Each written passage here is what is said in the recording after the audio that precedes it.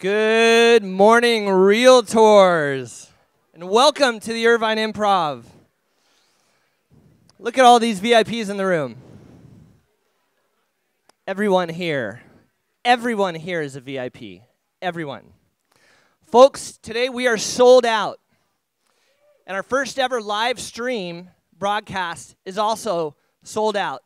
Hello, Laguna Hills. To those watching live, to those here in person, welcome. My name is Matt Clements, and I'm your president.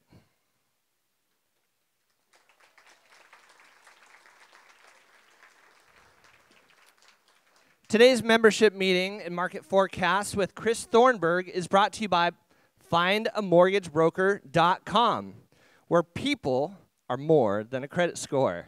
Would the people from findamortgagebroker.com please wave in the back? And perhaps later, you guys can find them in the back.info/at that back table. Let me tell you a little bit about today's program. Lisa Schultz, your treasurer, and I will be reporting on the association. Then both C.A.R. President Jared Martin and N.A.R. President-elect Vince Malta will give reports, followed by lunch and then Chris Thornburg's market forecast. Both at break and at the end, please stop by to meet our sponsors. They're all in the back at the very top. And be prepared. You may be doing your next transaction with one of those partners in the back. And joining our title sponsor, findamortgagebroker.com, and raise your hands in the back when you're called U.S. Bank, Reverse Mortgage Educators, Home Warranty of America, Kimball, Tyree, and St. John, Citi, and Movement Mortgage. Please give them a round of applause.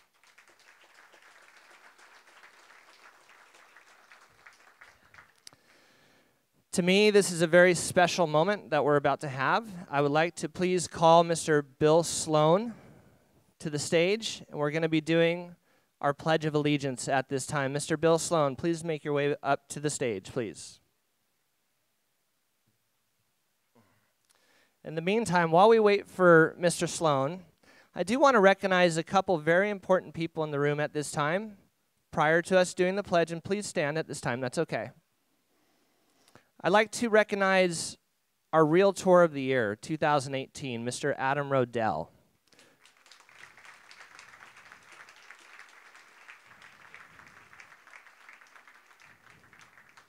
This is the year of giving and loving, and Mr. Rodell has done something for our association that's very significant, enacting the RAW program, the Realtor and Affiliate Wellness Program. That was a tremendous addition to the association, Adam, and you should be absolutely recognized. While everyone's on their feet, please give him a round of applause.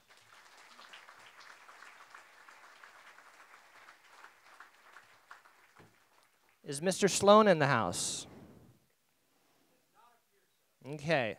I would like to call a special person to do the pledge at this time. I would like to call past president Paula Cosenza. Please come to the stage.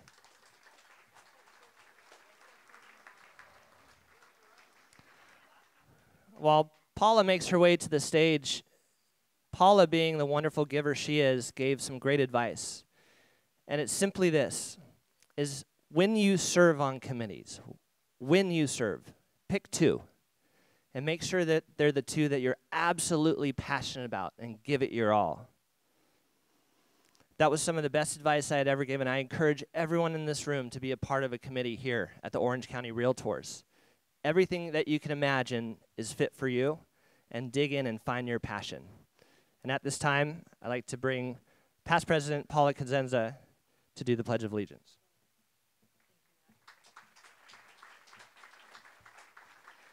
Well, I wasn't expecting this, but it's an honor. Thank you.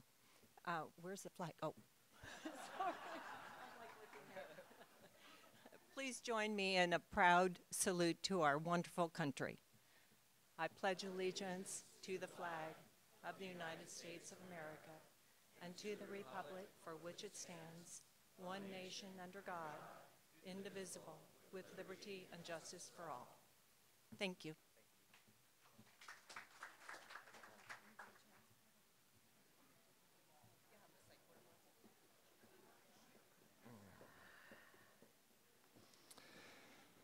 Sadly, this year, we lost two remarkable realtors.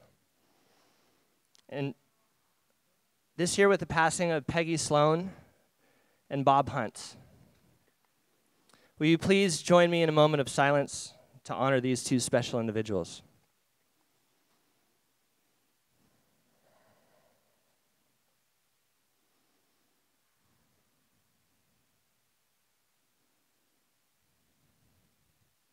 Thank you. I would like to recognize our strategic partners that are here tonight. This morning, actually. Women's Council of Realtors, the California West, and South Orange County networks. Please give them a round of applause.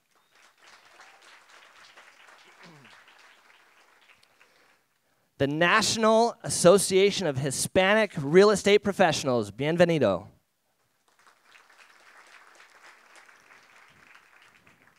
The Asian Real Estate Association of America.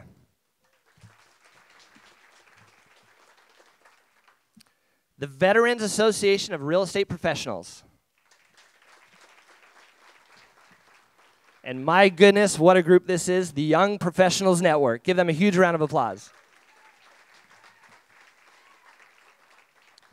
Will all of our wonderful volunteer leaders please stand and remain standing when I call you and or your group? Those past presidents of the Orange County Realtors, please stand.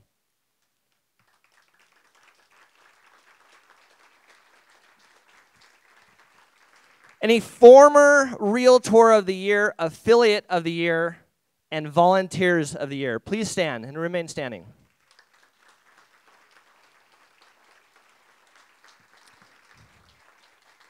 The 2019 Board of Directors for the Orange County Realtors, please rise.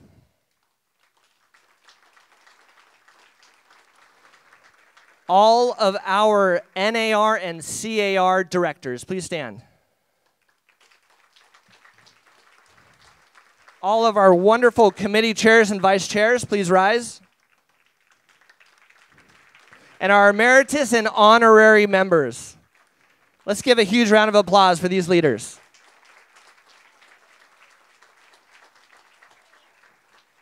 Thank you. We've come upon the time to where we are now offering a Leadership Legacy Award. And last year, Rita Tayanaka earned the first Leadership Legacy Award for helping create our Leadership Academy. Her passion for teaching, recruiting new leaders has inspired many to get involved.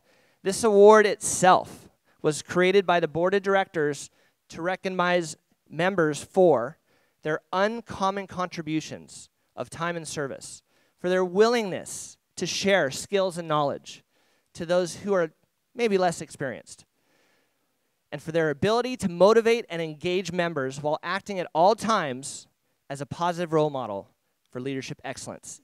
This year's award winner, I promise you, is equally deserving. At this time, will former mayor and current Huntington Beach council member Barbara Del Glaze please come to the stage and accept the 2019 Leadership Legacy Award.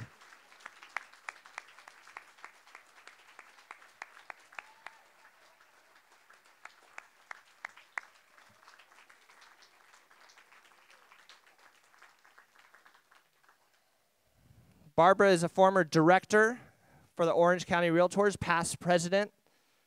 Barbara is one of our favorite realtors in the entire world and a wonderful human being. We couldn't be more proud to honor her with this award. And at this time, I'm going to present the award, allow Councilwoman Del Glaze to say a few words, and then we're going to take some photos. And Councilwoman Del Glaze, I'm here. congratulations.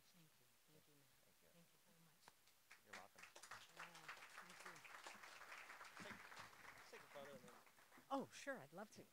Let's take a photo.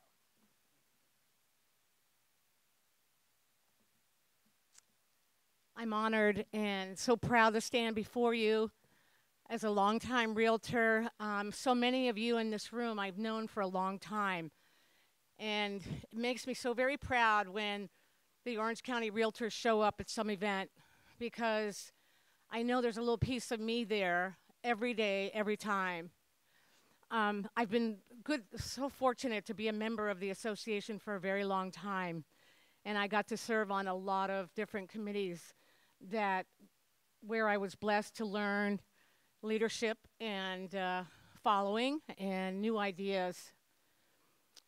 This is a very special award to me. I'm first of all, I'm very, very surprised, and I'm delighted to be here today amongst friends.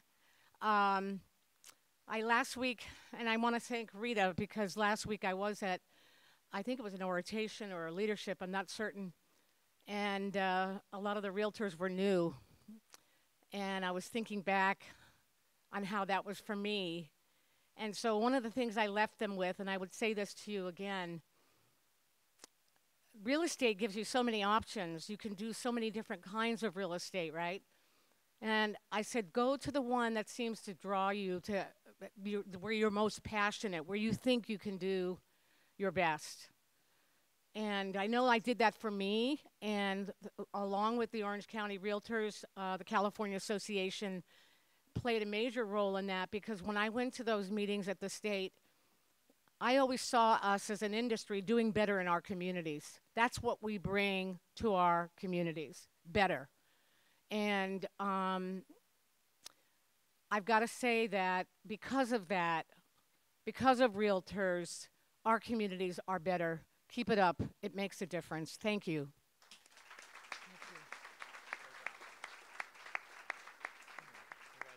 Thank you. Thank you so very much.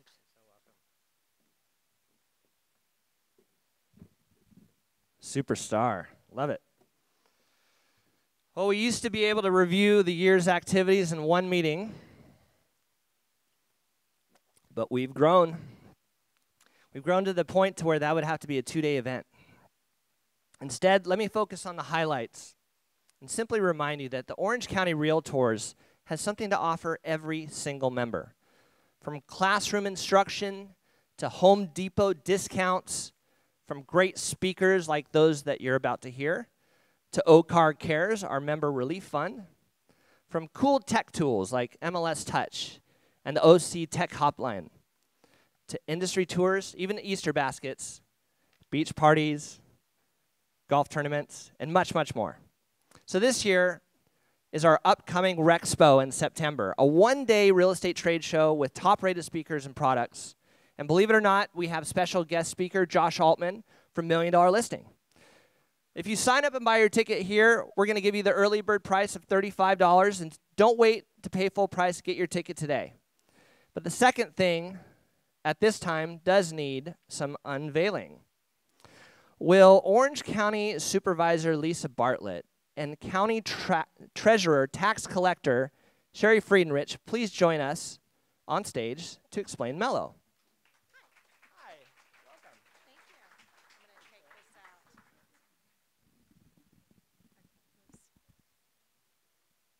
I'm going to take this out so you can see us. Okay. So, hello everyone and good morning. I'm Lisa Bartlett, Orange County Supervisor for the 5th District, and fellow realtor and member of C.A.R. And good morning. I am Orange County Treasurer Sherry Friedenrich, an honorary C.A.R member. We want to thank you for giving us the opportunity to present our newest county application to you today, and provide a special thanks to Dircy Doan and the C.A.R Working Group members who served as beta testers for this wonderful new application.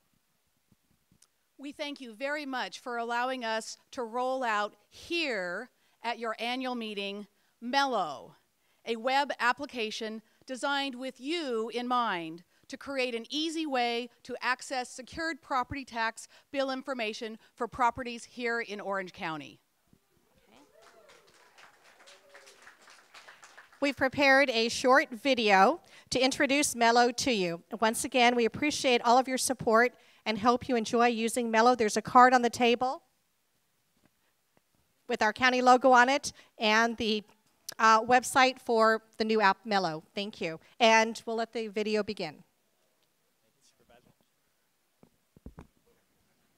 Hello, I am Orange County Supervisor Lisa Bartlett. And I am Orange County Treasurer Tax Collector Sherry Friedenrich. We know that paying your property taxes is not the highlight of anyone's day, and oftentimes there are charges on the property tax bill which may be confusing. These charges may be special assessments, and you might not know what services they are providing. Some charges may be known as mellow roofs or CFDs. That is why the two of us, along with our Orange County IT application development team, came together to create Mello, a new application that increases transparency of paying your property taxes. Mello is a one-stop shop, easy-to-use application that provides transparency to where your dollars and cents go, regardless of whether it's a special assessment or not. Whatever type of charge it is, such as mellow roofs for community infrastructure projects, each homeowner deserves to have easy access to information about the added costs of owning their home. Our effort is to always help you keep your government efficient, responsible, and create a partnership of transparency between government entities and you, the public. We are proud to launch Mello and look forward to future projects to enhance transparency within Orange County.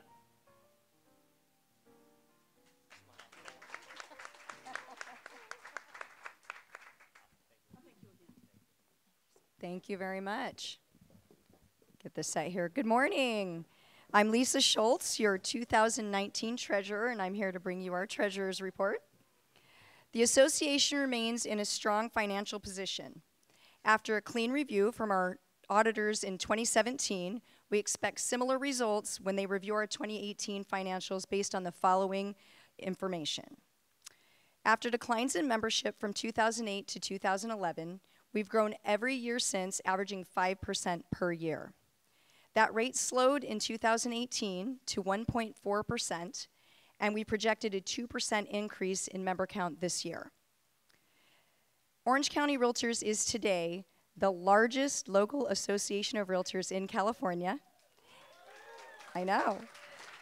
And we rank 10th nationally. Amazing. Why do membership counts matter? Because it results in more services at a lower price for you. Did you know that most of our education and training is free? Other associations have to charge extra to provide those things to you. Our total revenue in 2018 was $5.8 million. Our main source of income are our MLS net income, local dues and fees, Supra administration fees, and our store's net income. Expenses totaled $5.76 million, which resulted in a positive net income of $47,000 in 2018. Excess revenue contributes to reserves, which are invested in an account with Morgan Stanley under an NAR endorsed program. The investment account has performed well since 2011, despite unrealized losses in 2018. Your finance committee and fund manager continue to maintain a conservative investment strategy. We currently have 4.2 months of reserves, which is the recommended range for our industry. The Realtor Action Fund, or RAF, in 2018 drew in contributions totaling $253,000 between the mandatory Realtor Action Assessment and all other voluntary contributions and fundraising. These monies go to protect private property rights and support candidates and community activities which promote the Realtor brand. Finally, it's because bad things happen, your association director started C.A.R Cares, a member relief fund for all of us, Realtors and affiliates, to help in difficult, even tragic times. Our members continue to show their support for C.A.R Cares through generous contributions, a dues checkoff, and event sponsorship. The 2018 year-end balance of C.A.R Cares was $192,000. Please watch with me the latest story from C.A.R Cares.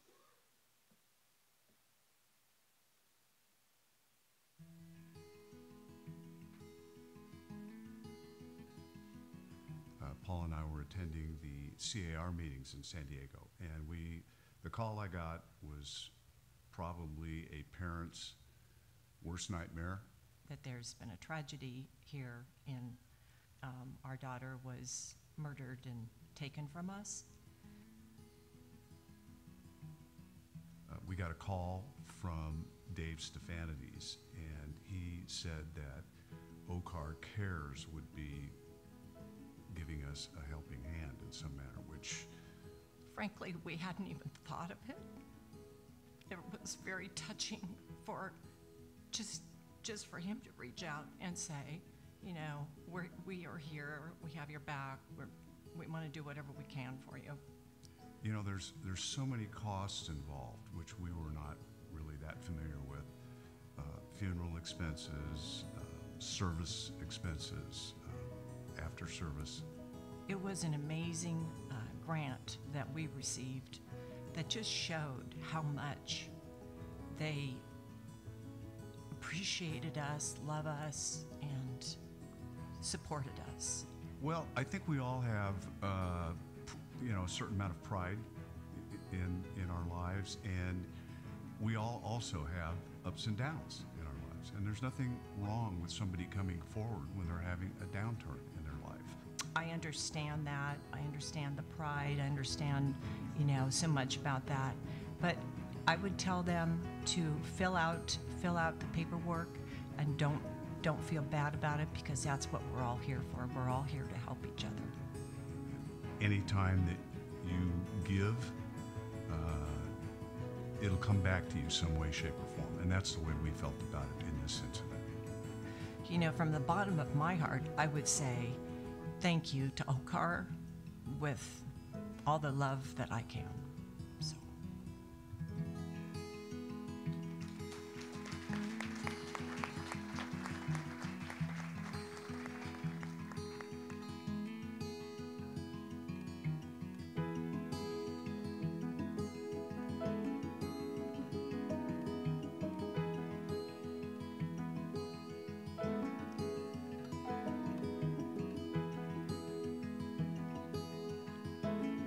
So in closing, I think this really represents what this realtor community is all about. C.A.R. Cares, this is how we take care of each other, not just professionally, but personally as well. Thank you.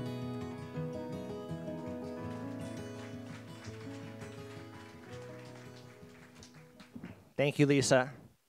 We truly love our members, like you, like all of you. Thank you so much to all of our realtor and affiliate donors, to C.A.R. Cares. It's an absolutely incredible program, and from the bottom of my heart, I'm so grateful. Next, as the largest state association in the country, with over 180,000 realtor professionals, the California Association of Realtors is led by President Jared Martin and Association Executive Joel Singer. President Martin is a real estate broker, part owner of the Keller Williams Westland Realty in Fresno, California, and a dear friend of mine. In addition to leading C.A.R., Jared was also president of the Fresno Association of Realtors. He's part of NAR's Commercial Forum and has earned the Golden R status for his generous contributions to the Realtor Action Fund. As a third-generation realtor, Jared has, for the last 16 years, been part of his family's successful real estate business. Jared Martin, please come to the stage.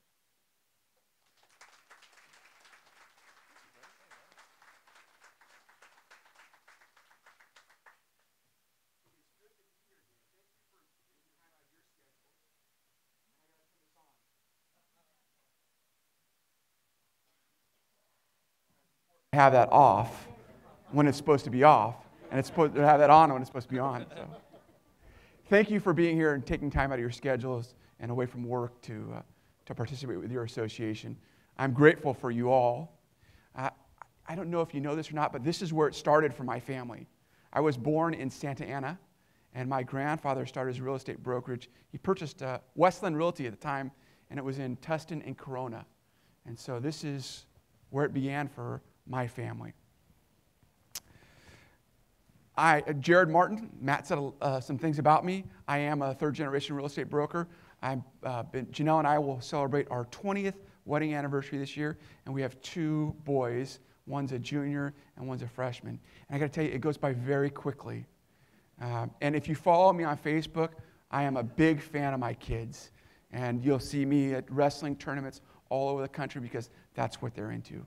So I want to jump right into it. And we're going to take a look at what C.A.R's been up to. I'm going to stay away from this as well. What C.A.R's been up to since last. So let's start with an update on new real estate law. And I'm sure some of you have seen the new forms, and we'll talk about how the RPA has changed here in a second. But C.A.R. was involved in a multi-year effort to update the real estate law, including updating terminology and clarifying the law reflecting current practice. AB 1298 updated the civil code. The changes included, but were not limited to, updating terminology. For example, no longer are buyer's agents called selling agents. God, that's confusing for when you sit down with a buyer and you say, I'm your selling agent, and they go, but you represent me, not the seller. So we've got that changed. And no longer, they're simply selling agents. And we've amended the agency disclosure. So I'm sure you've seen that. For those of you who've written RPA recently, you've seen the agency disclosure, the confirmation on the top of that page. And we've changed how the TDS can be delivered. The law also clarifies the real estate law to more accurately reflect that real estate salespersons and broker associates can be retained by a broker either as an independent contractor or as an employee. And it replaces the term employing broker with responsible broker, and the word employ with retain.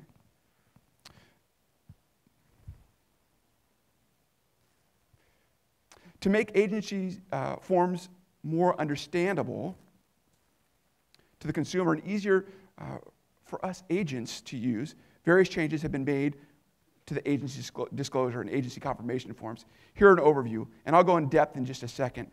Throughout, plain English is now used instead of more antiquated jargon.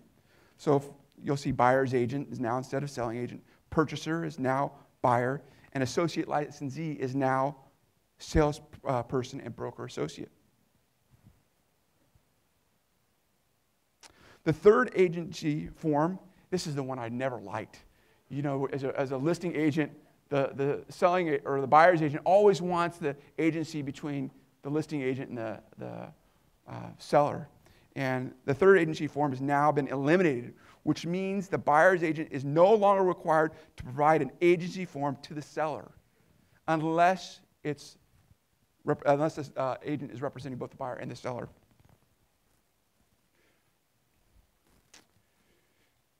So confidential information has been clarified. For instance, buyers or sellers' financial position, motivation, and bargaining position, as well as personal information that may impact price, are considered confidential. I'm sorry, I jumped ahead there. And I'm going to go to here. Here's a look at the revised form requiring names and license numbers of both a broker and agent on each side of the transaction. How many of you guys have written a purchase contract lately? I have. So you know that you notice that change.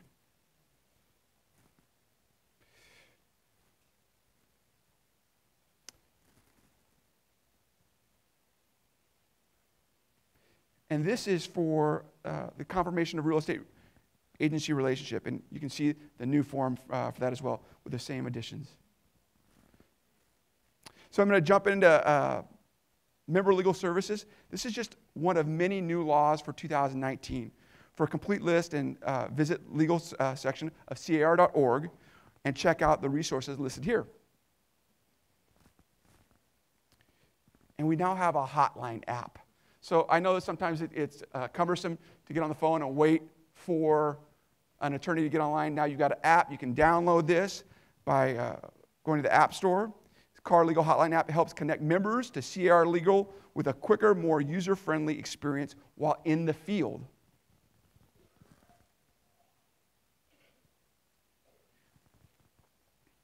Our legislative update. So we've sponsored several bills and sponsored or co-sponsored nearly a dozen this legislative session. And here's a look at some that directly address the housing affordability crisis. So the first one is SB 50. So SB 50 Wiener Housing Development is C.A.R. is co-sponsoring this bill, which is similar to last year's bill, SB 827, that didn't make it out of committee. Existing law requires local governments to adopt ordinance which comply with implementation of housing development projects and to provide the developer with a density bonus and other incentives or concessions to produce lower income housing units. SB 50 seeks to authorize the implementation of transit-rich housing projects for new urban development, like the Los Angeles City Ordinance that was enacted in 2016.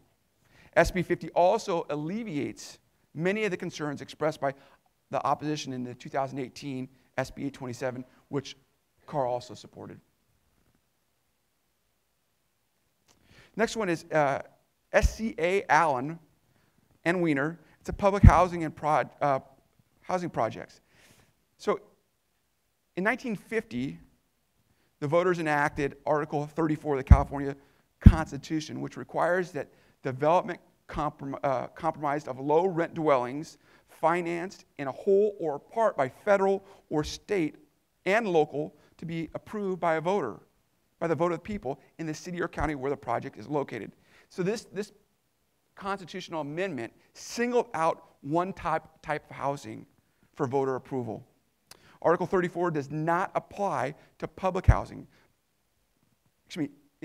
but also affects mixed income developments, which often contains units partially subsidized by local governments. So since 1992, C.A.R. has established clear policy supporting affordable workforce housing and has sought to advance policy seeking to increase the state housing supply. C.A.R. will co-sponsor SCA 1, which seek to repeal Article 34 in its entirety.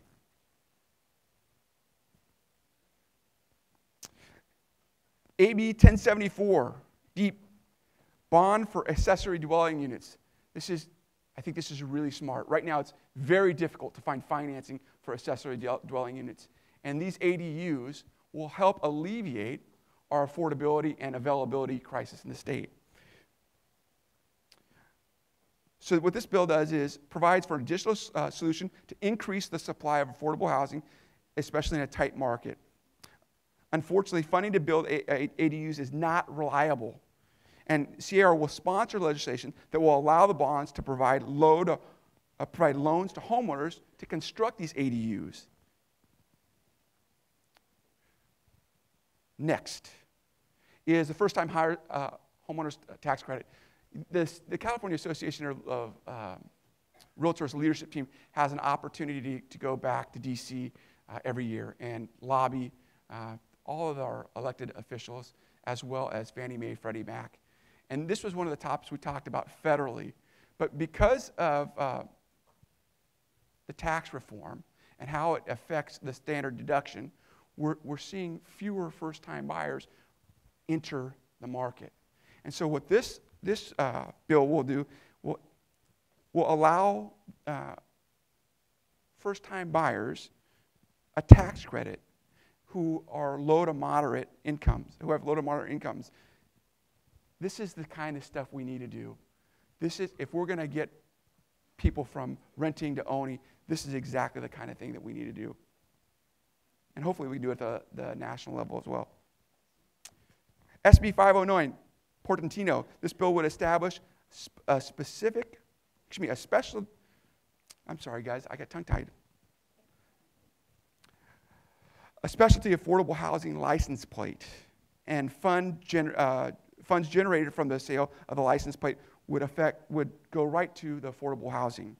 So similar to the vanity license plates that we see for environment or for veterans or the arts, this would be for real estate.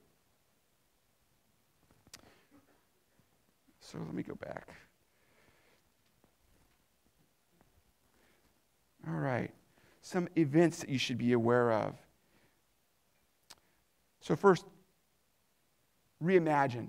It's going to be this year in Los Angeles, which I don't know if it's ever been in Los Angeles. And so we'll be down in Los Angeles September 24th to 26th, You'll be able to register the 19th, and I'm looking forward to seeing you all there. Make sure to stop me and say hello. Next, Woman Up. And it's going to be October 23rd, 24th, and 25th. And Woman Up it advocates for dreamers and leaders in woman brokerage leadership. Be among the 1,000 attendees who are there. And I'll be there as well. So if you see me there, just stop and say hello. The last couple years, we've had a lot of fires. And I had an opportunity to go up to Paradise with Joel Singer. And we drove through Paradise. And as we're driving through, any way I describe this won't do it justice. It looks like a bomb went off and there's nothing left. And we've received $1.7 million to help those communities, to help our fellow realtors, and to help members of the community who've been affected by this disaster. And so for those of you who are in this room that have contributed, thank you so much.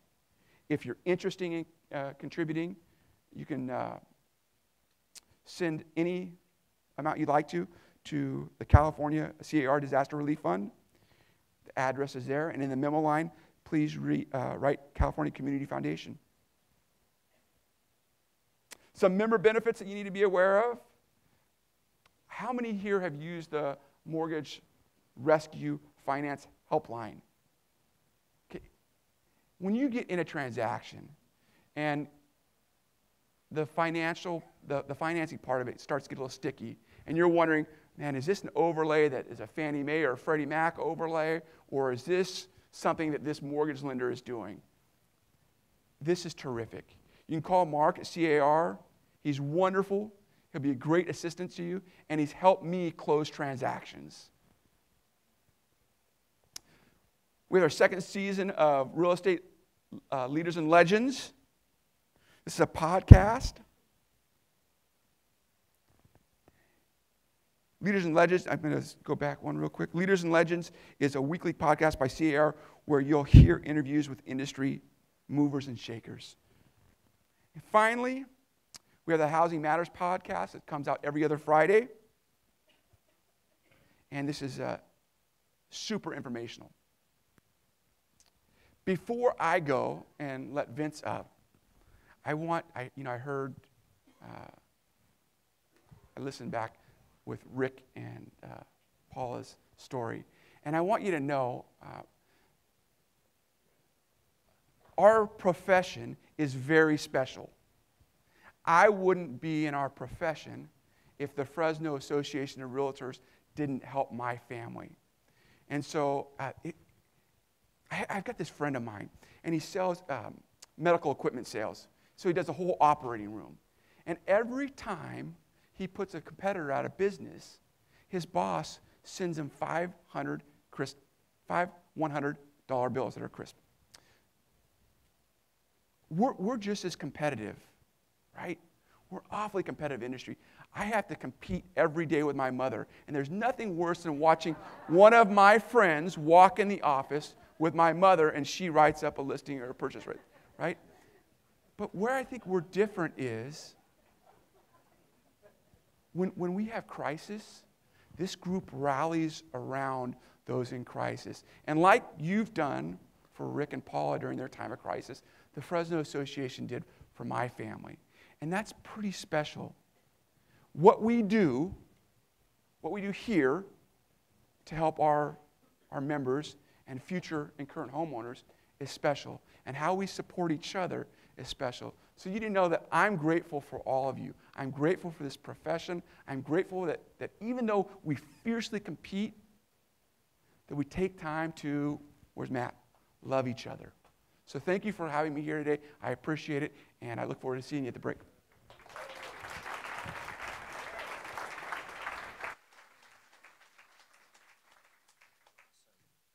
Thank you so much, Jared. You know, what we do is not just for you guys, but for our family as well, honoring Grandpa Jack. We both have Grandpa Jacks who are realtors. It's very special. So thank you, Mr. President. Next up, we have our National Association of Realtors president. President-elect Vince Malta. He's a realtor in San Francisco. And Vince has served on the NAR Board of Directors since 2002 and was the president of the California Association of Realtors in 2006. In addition to that, Vince was awarded the Realtor of the Year for the state of California in 2007. Vince is a third-generation realtor, has been in the real estate business for 43 years. He is a stud soccer player from the University of San Francisco. And come on out, Mr. President-elect, Vince Malta. Give him a big round of applause. Thank you, Ms. Bryan. Okay, putting my timer on because I could just go over so easily. There we go. Good morning, Orange County. I have to tell you, it's great being here. From San Francisco, it's rained for 2 straight months. So to see the sun is absolutely incredible. It was so great I brought my wife. Julie, are you out here somewhere? Hey there, dear. I couldn't do it without her. It's great to be in Orange County because you have a great association. You have great leadership working with you in Matt and Dave Stefanidis, who's your CEO I've worked with for years. You even have this new app that deals with taxes. It's called Mello. I mean, we don't have those things up north. So you've got a lot of great things going on in Orange County.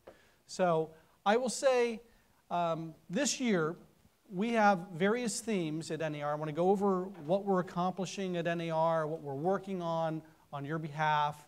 And it's really exciting. This is a very exciting time to be in real estate, especially if you started about 8 years ago. Those were the dark days in real estate. Wasn't that something? I've been doing this for 43 years, so I've seen a lot of these things, okay? And we get through them quite well.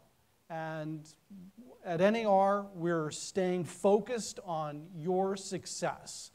As president of the association next year, I'm not going to embark on an issue or a program of mass distraction. It's member success and how we could best serve our consumers. That's what the focus is. So the theme this year, so in leadership, as you have great leadership here, Elizabeth Mendenhall was the president in 2018, and her theme was Own It. Okay? We agreed that Own It would be the theme for the association over the next several years. This year, John Smaby's theme is Own Your Story. So that's what we're doing. We're telling the Realtor story. And we all have our own stories. And I know you have your stories, which are so very important because that's how we demonstrate our value. So this morning, I'm going to tell you a little bit about my story. Some of you may know that I have a very, very strange hobby. I collect professional game-used baseball bats, okay? Very odd.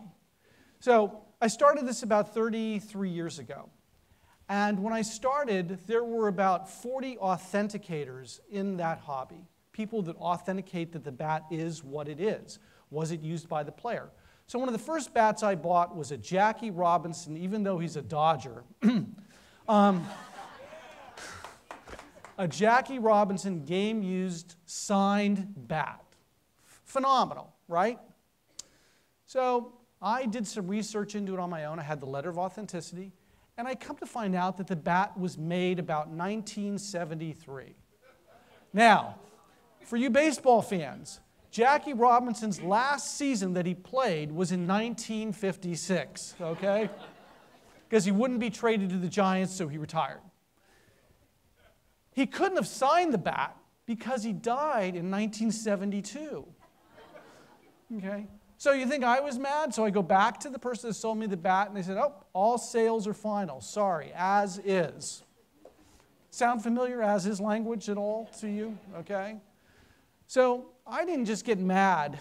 I became an expert in baseball bat authentication. Today, instead of the 40 authenticators that there were only 2 authenticators, myself and my business partner in New Jersey. We're the only people in the United States that authenticate these bats for collectors and auction houses. And why? Because we did our homework. We actually became knowledgeable, okay? Very important. Sort of like what we do, that our clients, relay a lot of trust in what we do every day. And while there are many people out there that provide services, and there may be a discount, but when you buy a Jackie Robinson game-used signed baseball bat made in 1973, you want to go to someone that you can trust, almost like a fiduciary. I've got one other story about baseball bats, if you just bear with me. It starts in Westminster, California, which is, I guess, just up the road here, right? A gentleman brought in a bat that was signed by Babe Ruth. He brought it into a baseball card shop in Westminster, and the baseball card shop owner looked at the bat, looked like a great signature. He bought the bat for $25,000 from the person that inherited this bat, okay? That person takes that bat to myself and my business partner in New Jersey, and we look at it and we are astonished as to what we see. We see the holy grail of baseball bats. Apparently, the Los Angeles Evening Herald, of all things, had a contest that the student that hit the most home runs in their high school league would be awarded the bat that Babe Ruth hit his first home run of the season with. They did this between 1922 and 1926. This bat was dated April 18th, 1923. For you baseball knowledgeable people, April 18th, 1923 was opening day at Yankee Stadium. The very first game ever played in Yankee Stadium, the house that Ruth built. Ruth even said that if I could hit a home run today, I would give a year of my life. Well, Babe Ruth hit the first home run ever in Yankee Stadium, and he hit it with that bat. Okay? We are such nerds that we knew who owned the bat prior to this person. His name was Victor Orsatti. Victor Orsatti was a talent agent in here in Southern California. He had many notable, like Betty Grable, Clark Gable, many well-known actors and actresses were his clients. In fact, if you look at the photos in the Biltmore Hotel, you will see you'll see him sitting next to Clark Gable at banquet tables at the Academy Award. So he lived a very charmed life. Well, we had a portfolio of the bat being delivered to him. We had everything. Make a long story short, which is already a long story, sorry, the bat sold for $1.3 million after we attached our letter of authenticity. So the moral of the story is knowledge is so very important. The knowledge, let's say, in real estate that you possess. There are so many companies now that are coming forward with these buy it now programs. Okay? How much money are people leaving on the table? A lot, especially in this community. Okay? It's just incredible. So again, we provide extremely valuable services for our clients. It's our level of expertise. It's the fiduciary duty that we owe our clients is invaluable as we move forward. We need to tell our story. We need, again, to show our value proposition constantly. And that's what the National Association of Realtors is doing. So I'm going to start off with our first priority, if I may.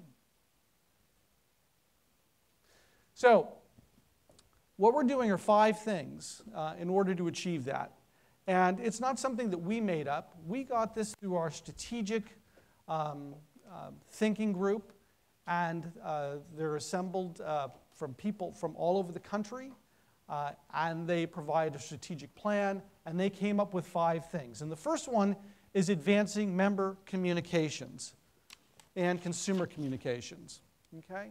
So to advance our foothold in the industry, we have to magnify our members' value proposition. We need to show that we're champions in our communities and what it is that we do for our clients. We need, again, to tell our own story.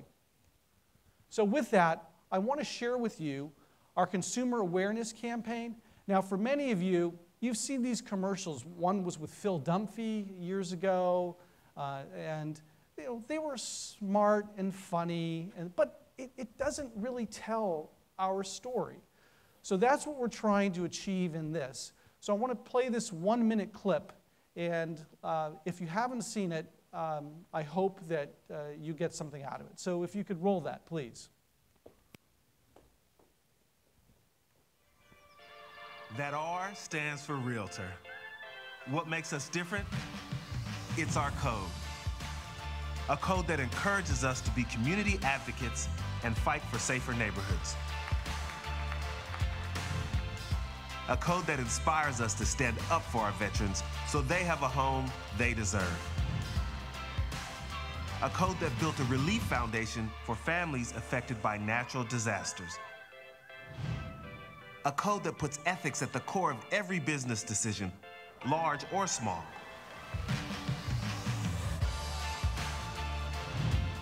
It's that code that fuels us to work with lawmakers to protect property owner rights. Because we believe owning a home is part of the American dream. It's all in our code of ethics. That's what Realtors stand by. That's who we are. What do you think? Did you notice at the end that knock, knock, knock? Okay, that's going to be something that we hope is recurring in future ads as well, so that we have our symbol that when people hear something, they'll associate that with Realtors. So there are a lot of messages in there. Now these ads started in late February, and they'll be playing on various mediums, and we hope to build on this ad campaign, again, to demonstrate the value that we provide to consumers well beyond the transaction. Okay? Next, we need to heighten NAR's role as stewards of data. Now, this is something well beyond MLS. Okay? This is investing in our future, in demonstrating and showing that it's important to have a human being in a transaction. Now, where I come from in Silicon Valley, there are people up there working on ideas that don't involve us at all. They sort of make it look like that we're truck drivers, okay, and that we're going to have automated driving and we're just going to be taken away from the steering wheel. That's how they look at this. So what we're doing is we're looking at companies, we're investing in companies to, number one, to have sometimes a seat at the table to show and demonstrate what it is that we do in a transaction and why we're indispensable. And two, there are products and services being built, not by us, but very capable of people that will help us be able to be at the center of the transaction.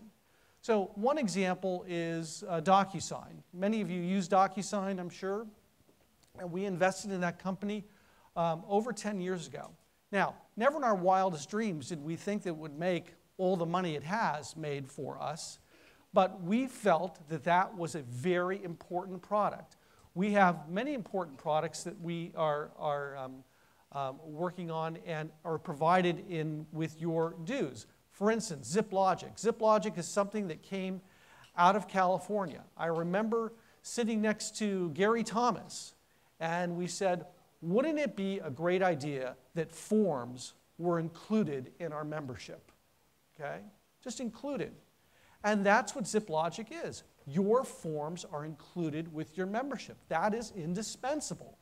And people all over the country are starting to realize that. We have hundreds and hundreds of thousands of users. I believe we have almost 700,000 right now, Jared. And when you think about that, out of 1.3 million members, not all of us sell real estate. That's the dirty little secret, right? So 700,000 is absolutely incredible. RPR is another service that we provide, inclusive of your dues. So these are things that are valuable tools, hopefully, that you can use for your success and we look to enhance in the future. Okay, also very important is enhancing the member experience.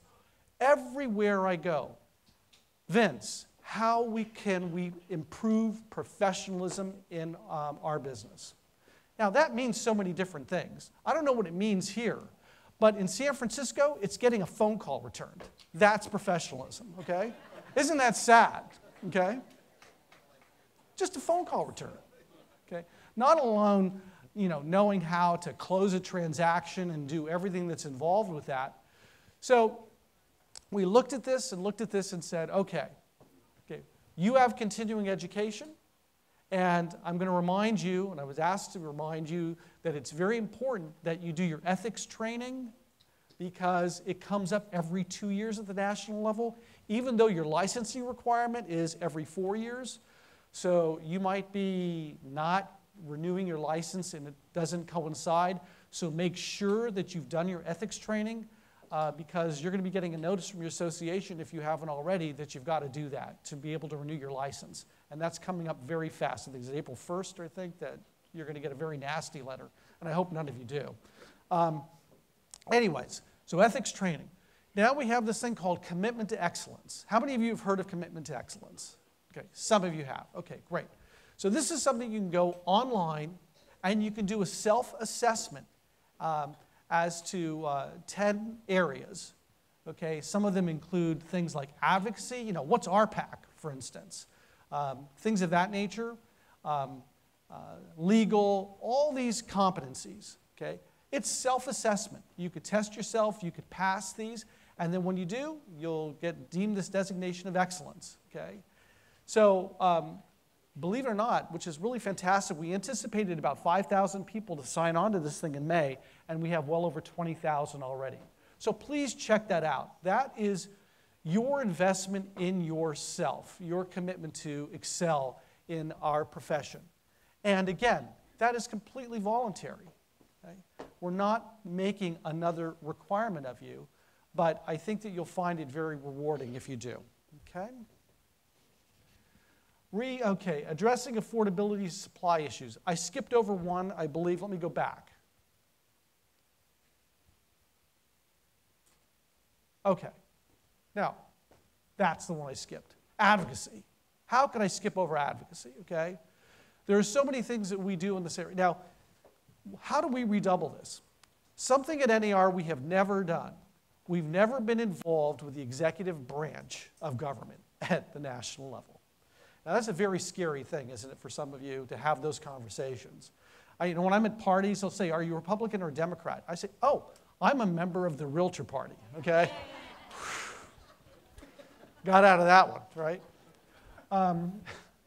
So what does this mean we're going to be involved with the executive branch? Well, Bill Malkasian, who runs our D.C. office, will tell you that it's the executive branch that really runs D.C.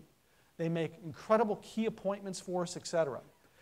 And so what we're going to be doing over the next several years, we're going to be involved with the Democratic and Republican Party at their conventions so that we can get in their platforms what it is that we need to see happen with housing and commercial, so that they're not telling us what's going to be done. We are a part of that process.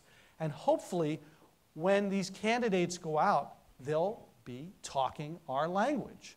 So that's one way that we're going to get involved with that, as well as regulatory agencies, et cetera. So very, very key stuff there. We've had some successes. How many of you are aware of the 20%, I guess, tax deduction for real estate professionals? Some of you, that's going to help in a very, very good way. We were very instrumental in getting that included in the language. We're working on flood insurance. People are getting that flood insurance just doesn't affect the coasts. They certainly get that in Nebraska right now. It's a major, major issue. We've been working on getting the flood insurance program reauthorized on a long-term basis. Well, it seems that we get these incremental extensions, and the newest one now is until May 31st, but it's critical that we get this because if it lapses, it's 40,000 transactions a month that affects. So we must get National Flood Insurance Program on a long-term basis. We're hoping for a 5-year bill. We're working very diligently on that. And you haven't heard the last of tax reform, okay? Our country, this was a huge issue for California in the long run, okay? When you limit deductions, okay, for state and local income taxes to what, $10,000? I mean, or $12,000. This is very, very serious for high-cost states like ours. And so we're going to be working very diligently to show Congress what that effect is having on some of our high-cost states. So you haven't heard the last of that. And tomorrow I head off to Washington, D.C., and I testify in front of the Senate Banking Committee, and we'll be talking about GSE reform, Fannie and Freddie. We've been talking about that since 2008, that those entities have been in conservatorship, okay? Now, where would we be if it were not for Fannie and Freddie in 2009 and 10? There were no loans being done if it weren't for those entities. So we're going to testify to show the importance that this is not the time to shrink the footprint of Fannie and Freddie. We must replace that with private capital if that is to shrink, and make sure that we have sustaining capital to fund all markets at all times, good times and bad times. So look for that. So I've been working very diligently on that. So now we're going to get back up to addressing a very difficult problem, affordability and supply issues. Jared spoke about what California is doing, and that's very important. I was in Florida the other day. They have an affordability housing crisis at a $180,000 median home price, okay? This issue affects us all very differently. The solutions to the affordability crisis is going to be different with every community. So NAR is going to be looking not to create this national model. That doesn't work. It's going to be working with local and state associations and communities in addressing this affordability crisis. And so please, look at some of the solutions that you're doing in your community, and please look to NAR to help you fund those solutions. That's where it's at. It is with the answer lies in this room and not in Washington, D.C. So, that's who we are. And I would be remiss to not thank you for all that you are doing in your community. Just a few things. My understanding that this is the third class that you have in your Leadership Academy. So congratulate yourselves for starting a Leadership Academy here at the Orange County Realtors. That's outstanding. For us to move forward, we need to replace ourselves. We are a volunteer organization. We can never forget that. Leadership is the lifeblood of our organization. So thank you for investing in that. And I want to thank the Leadership Academy for placing 24,000 door hangers for Prop 5 and Prop 10. Listen, in San Francisco with rent control, I have to tell you, without the defeat of Prop 10, things would have been really, really nasty. So thank you for that. For C.A.R Cares, we saw that wonderful program. Thank you for starting those grants for up to $6,000. That's incredible. Numerous volunteers dedicated countless hours in their communities. Number one, you volunteered at the Boys and Girls Club. You served on board of directors of your local hospital. You served on the Orange County Business Council. You volunteered at Katarina's Club, a group that provides access to nutritional food, stable housing, and job training for children and young people. You also worked with other groups providing help to the homeless through the Orange County Rescue Mission. And you prepared Easter baskets for children who need them most. This is our story. Realtors are our communities. And with that, thank you, Orange County Realtors, for all that you're doing in your community, because that's who you are. Thank you. President Matt? Thank you. Thank you, Vince. Thank you. Invest in yourself. Find your passions. Invest in yourself. Try C2EX. Join a committee. At this time, I want to recognize a couple people that are in the crowd right now that have found their passion. We have two directors on the board of directors that represent our affiliates. Please stand, Josh Atwood and Aaron Rosen.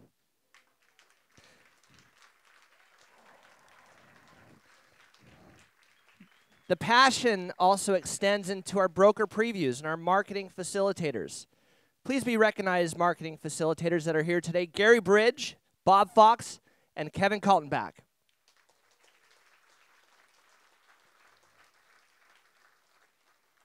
Our new Realtor orientation facilitators are our heroes because that meeting is packed twice a month with brand new Realtors, and it is incredible. Thank you so much, Pam Pedigo, Scott White, Chick McAllister, and Joyce Endo. Give them a round of applause. And we do have two special guests here as well.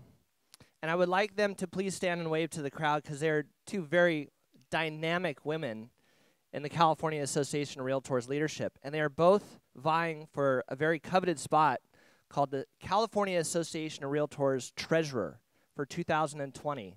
Tika O'Neill, please stand up. And Jennifer Brancini. Please say hello to the crowd, Jennifer. Jennifer came down all the way from Pleasanton today to say hello to you folks. And at this time, let's break for lunch. Please be sure to visit our sponsors in the back. We will resume at about 12:50 today. Thank you.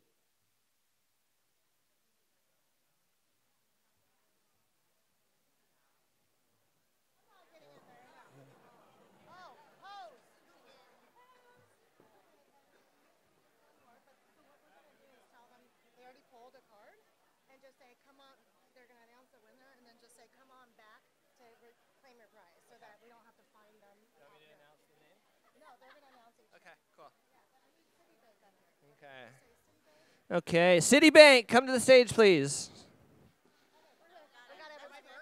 Free plug. Okay, folks, we are back.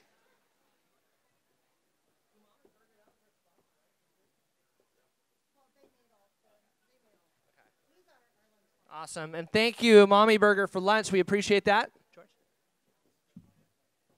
Okay, thanks. Okay, this guy? Okay.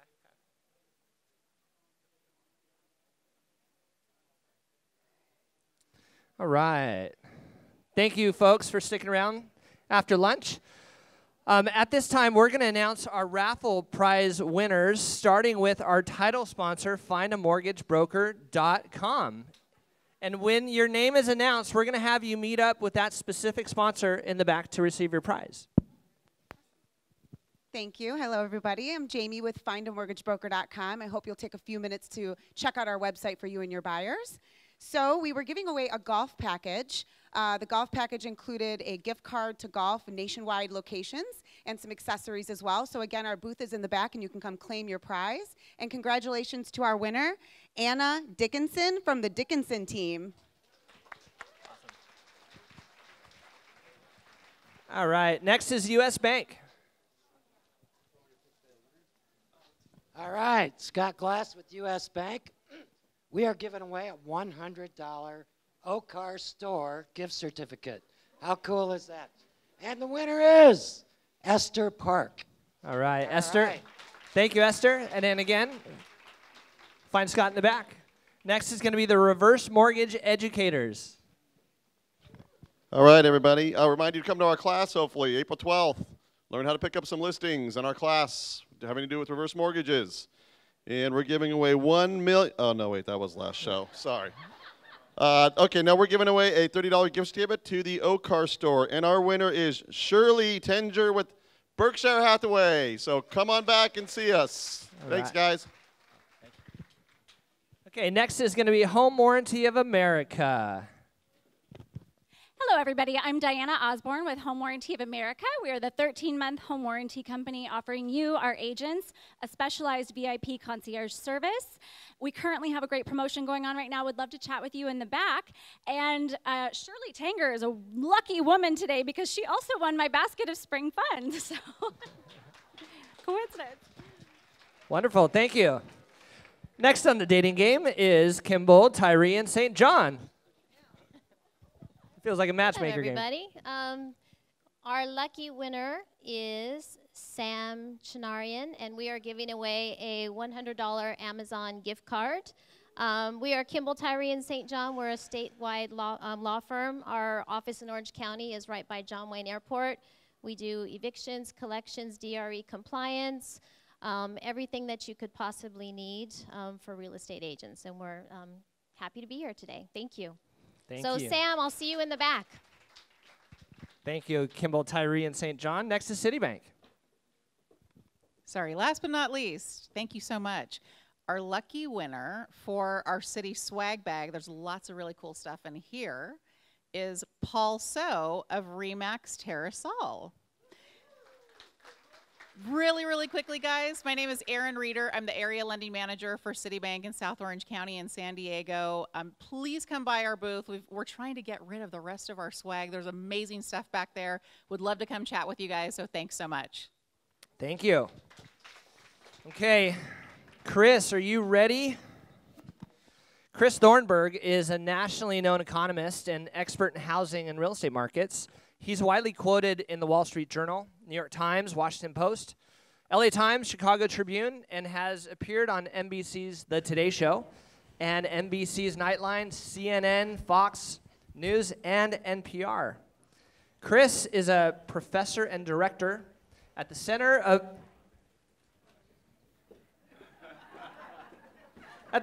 Economic. Thank you, Don Fott, for teaching me that. At the Center of Economic Forecasting and Development at the University of California, Riverside. Chris was a professional basketball player for the Chicago. No, just kidding. He just looks like one. He's the founding partner of Beacon Economics, which he touts as no-nonsense economics. Let's all welcome Chris Thornburg. Thank you. I'm glad. Thanks. Good afternoon. Really? That was truly horrible. They need to start spiking your sandwiches or something like that. Let's try it again. Good afternoon. Good afternoon. All right. I feel much better now. You got to give me a little energy. I spent the weekend with my 3-year-old and 1-year-old at Legoland, and this morning getting out of bed this morning was the hardest thing I ever did in my entire life. I am so sore. They told me, don't walk around on stage because we need to keep the screen clear. I'm like, don't worry about it. Standing right now is a bit of a challenge. So, of course, we're not here to talk about my personal issues. We're here to talk about real estate, or more specifically, what the heck is going on in real estate. I understand why there's a big crowd here today. There is a lot to talk about. There's a lot of things happening, a lot of things moving in a lot of different directions. And the big questions in everybody's mind is, what does it mean for the housing market? And it's interesting because, I was here with you last year, and I told you it's going to be a good year. And it was a good year. I mean, it was a good year for you individually. Overall, growth was pretty good last year. We had a couple quarters in the middle of the year that were 4% plus growth. But for all that good news, towards the end of the year, things got a little ugly. First, of course, there was that big stock market sell-off, right, which began, roughly in November, when all of a sudden, boom, everything kind of fell off the cliff. And we saw at one point 15-20% decline. It has bounced back since then, but nevertheless, a pretty big drop-off overall. But along with this came this plethora of really negative headlines. U.S. economy is strong. 3 signs it won't last. Storm clouds on the horizon. My former colleagues at UCLA, a very real risk of falling into a recession late 2020. They have not been the same since I left. But we'll come back to that. But really, it's amazing, right? For all how good last year was, suddenly this sort of popped up. And of course, let's remember that a lot of that panic also gets back to issues having to do with residential markets. Housing market crisis 2.0. Housing already in a slump, so it can cause a recession. On and on and on. Lots and lots of negative rhetoric. Now, it's interesting because for those of you who don't know, when I left UCLA back in 2006, which is ancient history at this point in time, one of my first forecasts I made actually had a lot to do with real estate. In fact, on August 1st, 2006, I went out in front of my first independent forecast ever, Chris Thornburg, Beacon Economics, and I said, real estate's a massive bubble, is going to collapse and bring down the U.S. economy and potentially the global economy with it. Now, back then, of course, for the next couple of years, I was fondly known as Dr. Doom across California as I was giving these particular talks. Of course, in roughly middle 2008, I became Dr. Oh, damn, turned out he was right. And since then, of course, we've had a bit of a reputation for ourselves on the basis of that. But with that history in mind, I did kind of behoove me to go back in time and think about that, shall we say, older story. What happened back then? Because as you know, when you see the stock market start to fall off the cliff, real estate markets seem to be slowing, suddenly, of course, it creates a lot of worry. Are we tipping into another great recession, another massive real estate meltdown? Well, the way to understand that is I actually went back and I pulled out some of my old slides. This is from 2009 when I was doing my talks back then. And a couple things. First of all, let's talk about the stock market just for a second, right? Because last year, in August of last year, was the 10th year anniversary of the failure of Lehman Brothers. And of course, it was after the failure of Lehman Brothers that the stock market really collapsed and we saw all the problems in those financial markets. And if you read the million sort of 10-year anniversary stories that every newspaper had to print, this is what you heard. Everything was fine. Lehman Brothers was allowed to fail. The stock market tanked and all hell broke loose. Yeah, that sounds good. It was not exactly what happened. In fact, interestingly enough, the recession, the Great Recession, did not start in August of 2008. The Great Recession began in December 2007, 9 months earlier. Lehman Brothers and the collapse in the stock market wasn't the first domino in the chain of the Great Recession. It was the last domino in the chain. And interestingly, and there's no doubt about the fact that after Lehman Brothers failed, the recession got noticeably worse. But in no way, shape, or form did it begin with a decline in the stock market. I'm so tired of hearing how the stock market is a leading indicator. It's not in any way, shape, or form. The stock market completely missed the Great Recession, one of the biggest economic events our nation's ever seen.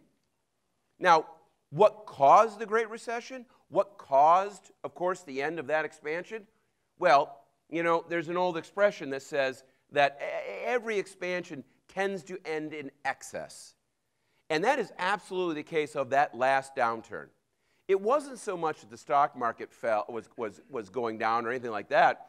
It had to do with the massive buildup of imbalances in our economy prior to that.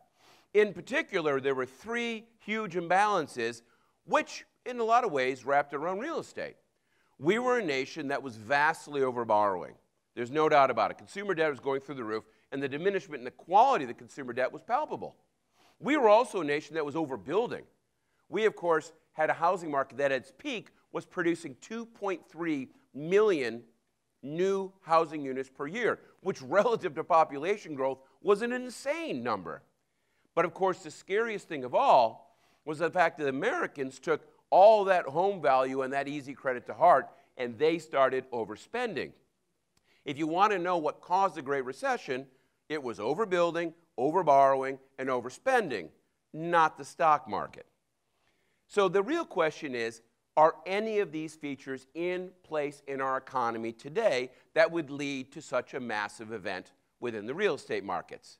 Well, as I'm going to tell you right now, the answer is pretty much no, but I'm going to back that up with a little bit of statistics because that's what I tend to do. But it is worth, of course, pointing out that the failure of Lehman Brothers, far from being the cause of the recession, is kind of when we went from denial of the underlying problems to utter and complete hysteria about the underlying problems. And I think from a psychological standpoint, it's important to recognize that the hysteria that we fell into back then is still with us today. If you think about these short-run negative headlines and the complete panic going on in so many parts of the economy today, it is, of course, on par with the panic points going on about the broader picture, whether it's someone telling us that millennials will be poorer than their parents, or the American middle class hasn't gotten raised in 15 years, or we're measuring the economy all wrong. We're still in the midst of a financial crisis. However you want to call it, would someone hand me one of these bottles of water? I'm thirsty over here. I'm in front of the screen. I apologize. Don't hate me. All right. I'm out of the screen. Okay. So, we're still in this constant midst of this awful kind of constant negativism, right?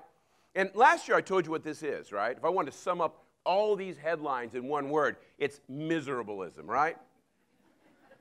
The philosophy of pessimism, desperately trying to convince people things are worse than they are.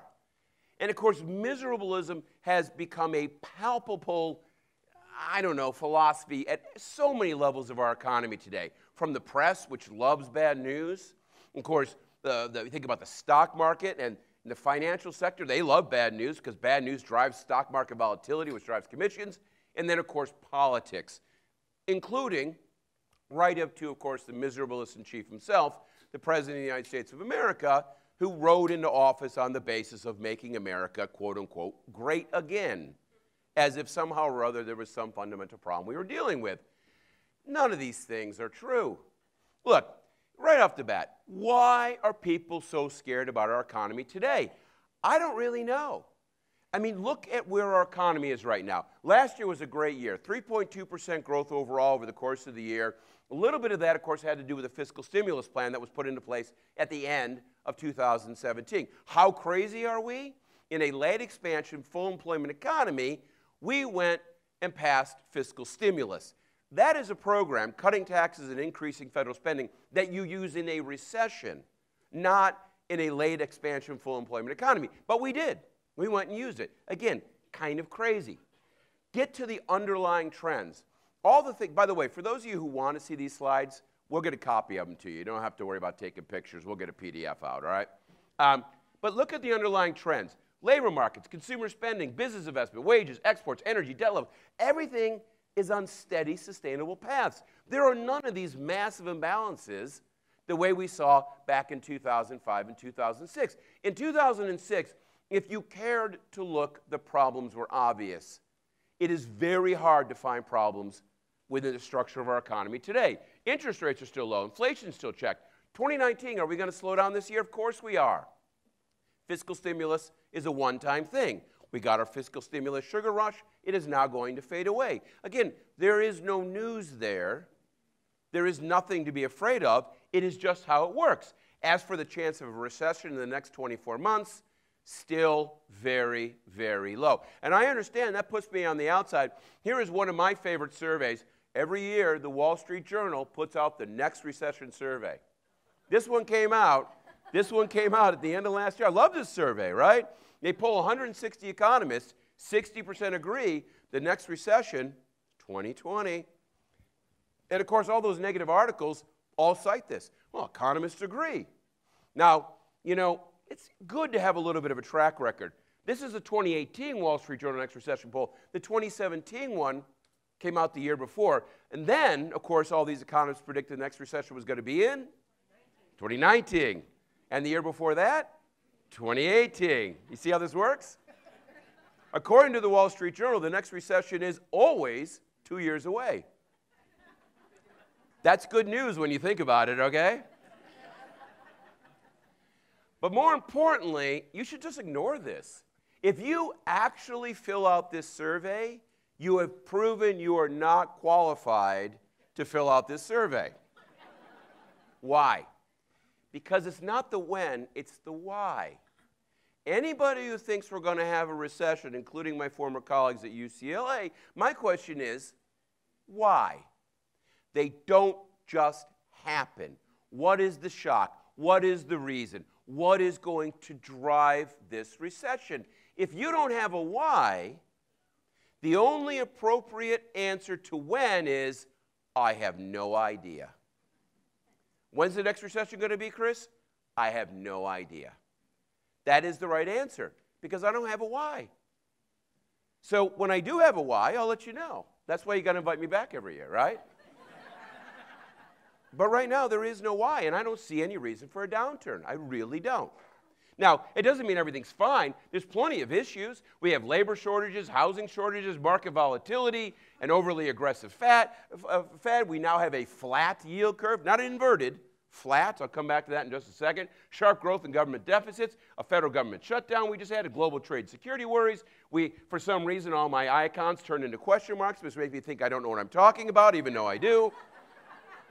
It's very scary out there. But of course, the real problem is political dysfunction. The fact that our politicians are running around with their hair on fire, acting as if the sky is collapsing in on us, right? And it's not. Now, mind you, there is a very good reason to do that. The true problems our federal government has to face are long run. Underinvestment in infrastructure, wealth inequality, healthcare cost inflation, pension and entitlement reform. Here's the issue with those. They're hard to do. I'd rather not take on the true challenges. Much better to run around in a lather pretending the sky is caving in and it's the other guy's fault, as opposed to sitting down and trying to figure out what we as a nation really need to do. And this, by the way, is a bipartisan critique. Whatever you think would happen, if you were happy or upset what happened in Congress in terms of the shifting of power last November, here is what I take away from this. There are fewer centrists in Washington, D.C. today than there were a year ago. And no matter who's running the show, that is a scary trend. So, as always, I got a lot of data to pack up these sort of ideas. I'm going to whip through them, and I hear we have 15 minutes or so at the end to do a little Q&A, and that'll be your opportunity to really ping me on stuff. Getting right into it, GDP. Overall, right now, as of the fourth quarter, we're growing about 3% on a year-on-year basis. Overall, 2018 was about a 3% growth year, the best year since 2014. Across the board, every part of the economy added to growth last year. Exports, consumer spending, business investment, government spending at the federal, state, and local level. This was an engine running on all cylinders with one modest exception. Residential investment, which had been contributing to the economy up till then, in 2018 was flat. First year in a number of years that residential real estate did not add to overall economic growth. It didn't mean the real estate sector tanked. It just means it was flat overall over the course of the year. But everything else looked good. Consumer spending. Pay attention to consumers. They are 2/3 the economy. If the consumer is healthy, they can push us through a lot of trouble. We saw that back in 2015 and 2014. We had the global commodity bust. And exports slowed down. The global economy slowed down. Europe went into a modest recession. Did we see it here? Not at all. Even though there was some turmoil. You saw a collapse in oil investment and all sorts of things like that in the U.S. We didn't feel it. Why? Because the consumer was healthy. How is the consumer right now? Great. Overall spending growing a little less than 3% on a year-on-year basis. More important, look on the right-hand side. That's the savings rate, is how much people are saving after all their spending is done. Savings rates are running between 6 and 7%. That's on par with where they were in the 90s, right? So savings rates are as good as they've been in 2 decades. People are spending money they are earning. This is great news. The consumer looks healthy. Financially, the same sort of picture. You know, we saw a huge deleveraging after the Great Recession. Very painful time. People were getting rid of debt. They were paying off debt. Well, right about 2012, that ended, and people started borrowing again. But borrowing has actually been going on at a pace slower than income growth. That means overall debt-to-income ratios have actually been drifting down. And because of low interest rates, the financial obligation ratio, which is the percent of household income being spent to support current financial obligations, that's at a record low level. Again, very good numbers. Well, what about the problem in the auto sector? What problem in the auto sector? I heard delinquencies are going up for autos. That is true, but that is a problem having to do with auto debt, not with the auto market. Auto sales are running like 17 million. That's a nice, healthy number. Credit card debt is still at delinquency rates that are about as low as they've ever been. This has to do with a very specific corner of the lending market, basically non-bank lending through dealers. For some reason, you see how you saw the big growth in auto sales and went up, up, up? For some reason, dealers just thought that that growth trend was going to be like that forever. Like we're going to be selling 20, 30 million cars a year. Well, I'm sorry, there's only X number of cars the U.S. needs. You get to a certain point, you got millennials who are cutting the cord, people aren't driving as much, or even if they are, their cars last 10, 11 years. And that sort of market, 17 million is the right number. But of course, everybody wanted growth, and so they just started pumping on the debt machine, right? Just get people money to borrow cars. They dipped a little too deep into the barrel. Some people got cars who shouldn't have gotten cars. And as a result there, you're seeing an uptick in delinquencies. That's an underwriting problem, not a demand problem. Keep that in mind. There's a big difference between those two phenomena. Things are just fine. And by the way, because autos are doing well, along with oil and many other things, industrial production still looks good. It's growing about 3.5% right now on a year-on-year basis. Final products are doing good. Business equipment's way up. Construction's doing great. Materials is on fire. Mining is booming. Mining, of course, all has to do with the huge oil surge that's going on. We're over 12 million barrels of oil a day in the U.S. economy, which, again, is amazing numbers. Another good thing that happened, uh-oh.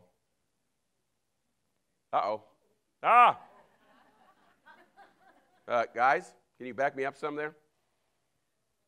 Keep going. Keep going.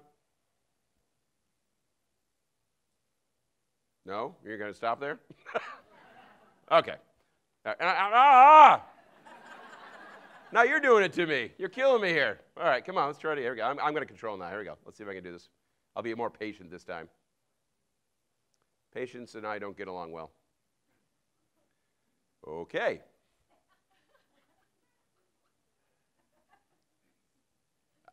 All right, it's okay.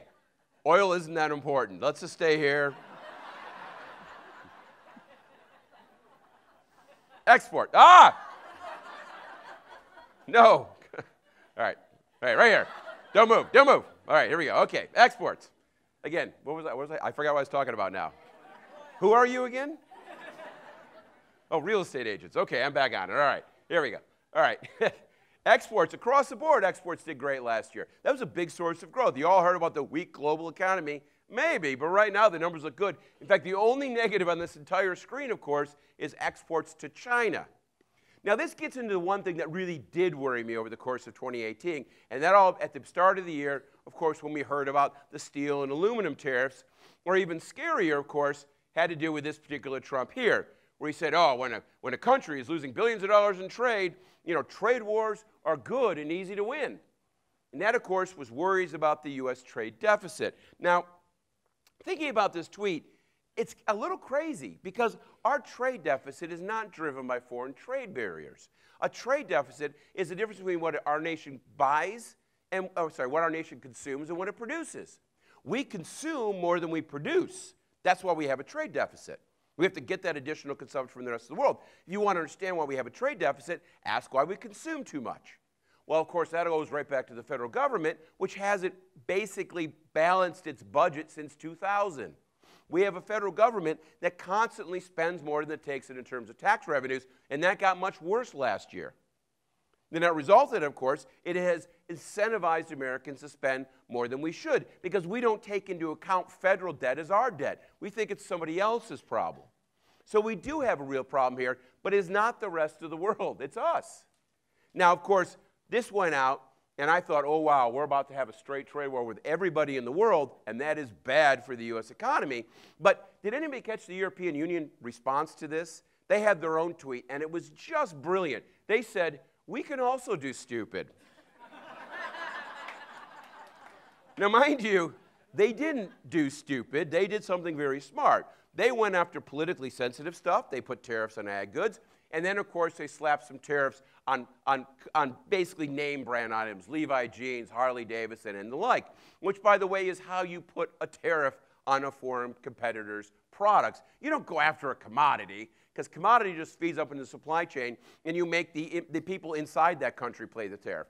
This was smart. They did the right thing, and lo and behold, we sat down and we said, no, I tell you what, let's have a trade truce. Let's sit down and talk about this. And very similar with NAFTA. We heard that NAFTA was the worst deal ever. But when you really sit down and think about the U.S. walking away from NAFTA, the type of economic turmoil we could have created would have been truly awe-inspiring. Think Brexit times 9, okay? It would have been really ugly really quick. Mind you, we now have a brand new deal. It's called the USMCA, and it is the best deal ever. Now, mind you, it's 99.7% exactly the same as NAFTA. I don't care. If you want to rebrand it, call it your own, who cares? The point here is it's now behind us. The only thing left is China. And I'll tell you here, I give Trump all the credit in the world. It's funny, China. 20 years ago, China signed up to be in the WTO. Every single year since then, they have gone out of their way to violate every basic rule of the WTO. And they have done so in such an obnoxious, out in the open way. It's amazing to me that nobody's been willing to stand up and say enough is enough. Bush should have done it. He didn't do it. Obama should have done it. He didn't do it either. Trump's doing it for all the wrong reasons, but he's doing it, and give him credit for it. All right? But everybody says, but what does it mean for our economy? Well, right off the bat, everybody's worried about exports to China. Oh, well, first of all, stop worrying about exports to China. Only 7% of U.S. exports go to China. And by the way, what do we export to them? Oh, I don't know, important stuff like scrap metal, scrap plastic, soy. We send soy to them, okay? Now, I'm very worried about the 153 people who grow soy in the United States of America, okay? Mind you, don't be too worried because they all have federally paid for crop insurance, so they can't sell it. They're going to get paid anyway, so maybe don't worry about them. In fact, the reason that we even think about exports, to me, I think it's kind of funny, right? Who cares? Where it gets interesting is imports, because 21% of all of our manufactured imports come from China, as that is a big number. Is that a threat to our supply chains? Well, no, it isn't, and I'll tell you why. You see, that's the rub. 0.75% of our economy goes there on an annual basis. 4% of their economy comes here.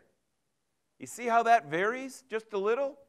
Who's really going to suffer in the midst of a trade war? And oh, by the way, China knows that. And China also knows something else. They got a lot of problems. No, not trade with the United States. They have an aging workforce. They have a workforce that's no longer the cheapest on the planet. They have corruption issues and efficiency issues and debt issues. I can go through a litany of problems China has.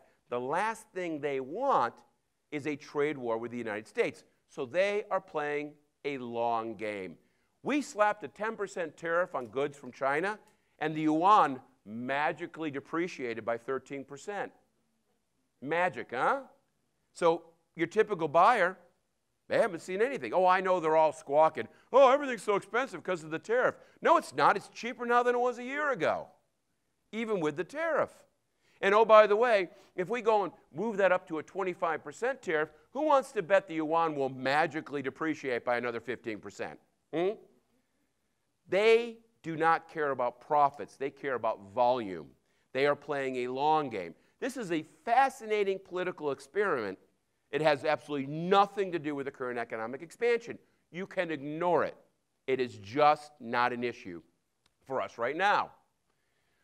Why were they doing all that? Well, that, of course, has to do with labor markets. We all heard jobs, jobs, jobs. Every time you turn around, someone's talking about jobs. I love this. First of all, we've been adding lots of jobs, 200,000 jobs a month forever. The last time we saw a bit of a slowdown was back in that 2014 period, and even that wasn't much of a slowdown. More importantly, look on the right-hand side. Right now, the unemployment rate in the United States is 3.8%. The job openings rate is 4.8%. We have more job openings in the U.S. economy than we have people looking for work. Can we move on beyond the jobs, jobs, jobs model? That's like last year, you know what I mean? I cannot believe we continue to talk about this. We have lots of jobs. We need people to fill those jobs. Well, if there's lots of jobs, why aren't wages going up? They are going up. You can't look at the monthly number from the BLS. It's a garbage number. Look at real wage gains for continuously employed workers. Guess what? They've been growing a little less than 4% on average, 2% on median. These are wonderful numbers. This is better than last expansion. And this, of course, is just monetary payouts. We don't think about all the non-monetary stuff. Well, it's a good thing they're getting ahead because they got a lot of catching up to do. Here's my favorite stupid statistic that you're going to hear 10,000 times before the presidential election coming out of the left. This is the real median income for males. And it paints a pretty scary picture. In 2017, the real median male worker in the United States made $40,000. Not much. Sounds pretty bad. Here's what's scary. In inflation-adjusted terms, that's exactly the same as it was in 1973. The American male worker hasn't gotten ahead in 40 years. This is what the data says. It comes right out of the census. It's got to be true, right? Wrong. This is the stupidest statistic that you can throw out there. Now, I was 6 years old in 1973. I'm dating myself. I apologize for that. But I see a few people maybe a little older than me. Sir, tell me about 1973. I've seen pictures. Look kind of crappy. It was a good year? Well, okay. Well, 1973 was a good market maybe. But would you think quality of life hasn't improved since then? Of course it has, right? It just makes me crazy that we say this stuff out loud. And we all go, oh, it must be true. The census said so. Really? Here's some statistics. In 1973, average longevity for that male worker was less than 68 years. Today, it's 76. Back then, infant mortality was 1.8%. Now it's 0.6. Crime rate went from 4.1 to 2.85%. Violent crime rate, even with all the shootings, has gone down even more. Percent of the population with a college degree went from 13% to 35%. We live longer, we live healthier, we live safer, we're more educated. Where's this in the damn data? And the answer is it's not. Look, CPI is a metric designed to try and measure the change in the price of a basket of goods from year to year. It's not done very well, and oh, by the way, that's only purchased products. There are massive technological changes in our world that we never see in the statistics. Nobody buys a year of life. Nobody buys reduced infant mortality. This stuff comes out of everything else that is happening. You have to include this if you're going to discuss quality of life. Here's another example. This is one of my favorite examples. One of these things right here. Now, this is what I'm supposed to say. Who has a smartphone in the audience? But that's a stupid question because 85% of Americans have smartphones, okay? 85%. So I'm going to ask a different question. Does anybody in this audience not have a smartphone? Please, don't be shy. Stand up. Show us yourself. Anyone? Exactly, right? I had a friend of mine who just got back from Bangladesh. He was doing charity work in the countryside in Bangladesh. It is one of the poorest places on the planet. Do you know what everybody in the countryside of Bangladesh has? A smartphone. So what? What do you mean, so what? With one of these things, you can communicate with anybody in the world. You have unlimited access to information. You can do financial, you can do checking, banking. You can buy stuff, you can sell stuff, you can ship stuff. You have unlimited entertainment. This thing opens you up to so much. And this is not in the statistics anywhere. Where is this in the data? Now, again, comparison, here's what a smartphone looked like in 1973. Now, if we had the proper equipment, the smell of urine would wash out over the audience, just to give you the full phone booth effect, you know? It's not in the data. You know, entry-level car today, airbags, Bluetooth, anti-lock brakes, cruise control. It's a Hyundai, but you keep going, right, before you think of that. You can go 50,000 miles before it needs a wheel change or a brake change. Everything. Anybody can afford this. Millennials can afford this thing, right? Here's an entry-level car in 1973. Does anybody know one of these classic car lovers? That is the dumbest thing ever. Why would anybody? I would much rather drive a 2018 Hyundai than that thing ever, whatever it is. It's horrible. Nova, thank you, right? It's just insane, right? Where is this in the data? A TV today, a TV in 1973, right? Online shopping today, online shopping, 1973. Encyclopedia today, encyclopedia 1973, right? Why do we sit around and fetishize this bizarre idea that things are worse? It's insane. We've never had it so good. Was anything better in the 1970s? John Travolta was better in the 1970s, all right? Everything else was worse. Everything else was worse. He was hot, trust me. Anyway, moving on. But what about inequality? Isn't all this going to the top 1%? No, it's not. Look, once you account for taxes paid and benefits received, inequality has barely budged in 20 years. Maybe we have too much income inequality. That's an honest debate to have. But start with the right data. You want to be scared about anything? Be scared about wealth inequality. Right now, the top 1% of Americans own 40% of all wealth in the United States, and that's the wealth we know about. We don't know what's tucked away in Russian bank accounts. We don't know what's tucked away in Bermuda. We don't know what's tucked away in Kuwait. We do not know. And that is scary because it creates massive political instabilities. The top 1% own a phenomenal share of that. It is a scary world when so much wealth is becoming so concentrated. That is not a good thing. that it will never be solved with a national $15 an hour minimum wage. We're asking the wrong things. Here's a real issue, lack of workforce growth, not even 1%. That's demographics, not economics. It's all about the boomers. Look, you got to get, look, this is population by age. And to understand this graph, look how it used to be a big slope and now it's flat. Every boomer was raised in a family of approximately 13 children. That meant in any particular day, their parents had a 14% probability of remembering what their name was, okay? They were also traumatized by that experience. They all went out and had 1.2 kids, which they excessively overparented, giving us the millennials. See how that works? Now, you're told constantly that millennials are the largest generation ever. They are. They're 3% larger than the boomers. 3%. And by the way, they wouldn't even be that much bigger if it wasn't for those orange bars, which, by the way, of course, are people who are born overseas. Now, this has profound implications for our economy. One of the biggest implications is the vast majority of growth in our economy of demand for anything is driven by the incredible explosive growth of people 65 plus. Over the next decade, 22 million more Americans, of which 18 million are 65 plus. Over the next 30 years, 60 million more Americans, of which 35 million are going to be 65 plus. If you want to talk about anything, demand for housing, demand for tourism, demand for products, the growth margin is going to be dominated by the boomers.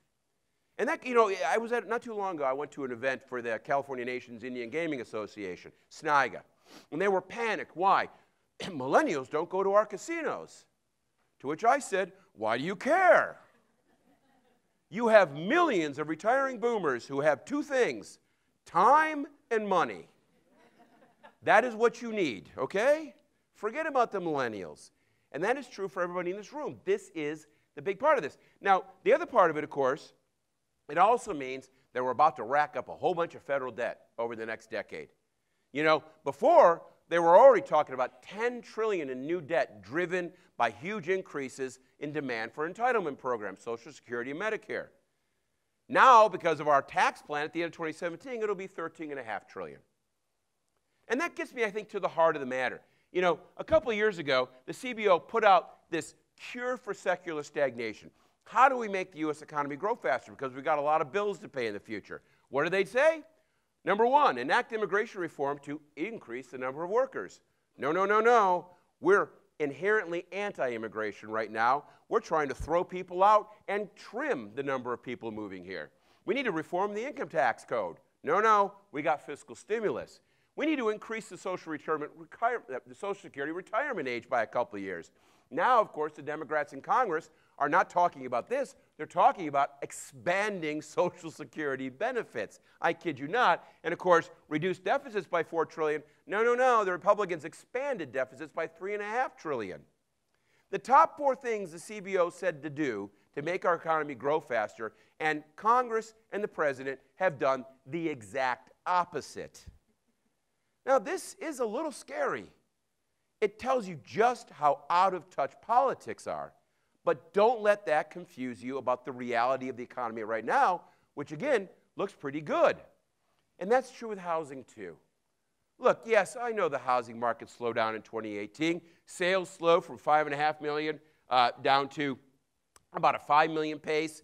Overall median price growth started to slow down some. But these are fairly modest trends. Are these trends that would make you think something like this? You know, housing market showing signs of cracking. Anything goes, list price, no longer working. Really? Now, again, I understand. The last time we saw a big slowdown in the real estate market was 2006 and 2007. It got pretty ugly. But does that look like this? This is sales and inventories. Sales and inventories this time. A huge collapse in sales, an explosion of inventories. This time a fairly mild decline in sales and almost no increase in inventories. Back then, you got to remember, there were all sorts of folks who were playing musical chairs with their mortgage. I can't afford this mortgage. That's okay. I'll just refinance my way out of trouble because prices keep going up. Well, what if prices stop going up? I can't refinance. Now I'm in trouble. And as soon as the market slowed down, everybody put their house on the market, and there was an explosion of people trying to get out. You're not seeing it this time. Now sales are slowing down. People are like, well, I won't sell. I'll just walk away. There is no explosion in inventory. Well, sure, but maybe, this is the start of it. Not really. I mean, yes, there was swooning builder confidence, but how much was this them reading too much into the papers? How much was reality? Over there on the right, again, this is overall month supply of existing homes. Not only have inventories not come up very much, but historically, this is still a really, really tight market. It's a very tight market. Pace of construction, back then we were almost at 2.2 million units per year, vastly more than we needed. Or back then, we were building about 3 new homes for every new household. That wasn't sustainable. Anything you've heard over the last couple of years suggests we're not building enough. In fact, we only got at one point in time to about 1.3 million units per year annualized. It's now cooled off to about 1.1. Well, I got to tell you, maybe this is the right number, maybe it's too few, but I tell you what, both of those outcomes are a lot better than way too many. There's no massive excess supply. Look at the numbers here. For sale for rent through the end of last year, again, one of the tightest markets we've ever seen. There's a lot of stuff held off the market. Those are second homes. Go back to wealth inequality. Ownership rates have barely budged since the Great Recession came to an end. They're just now starting to tip up. But, why? What's going on there? Why aren't people buying homes? Dodd-Frank. Dodd-Frank was a solution for a problem that didn't exist. They went after the small banks when the small banks had nothing to do with real estate. You want to know what happened in that last real estate cycle? It was the subprime lenders and the investment banks that packaged that stuff up and sold it off to unsuspecting investors, not the banks. But of course, by the time that they got around to regulating, the subprime lenders were all bankrupted. I'm pretty sure all those former subprime mortgage brokers were all selling off student loans or something like that, right? They found another place to hone their skills. And of course, the investment banks were on life support. So what do? You go after the banks. Now, that is a problem because there's a lot of people who should have bought homes who didn't. Here's the upside. Take a look at these credit markets. On the right-hand side is mortgage origination by credit score. It's been above 750 since 2009. It has never been that clean. So we have no excess supply. We have incredibly clean mortgage markets. How, in any way, shape, or form, would this lead to the kind of real estate market meltdown we saw in 2007, 8, and 9? It can't. There's no possible way. This is a clean market.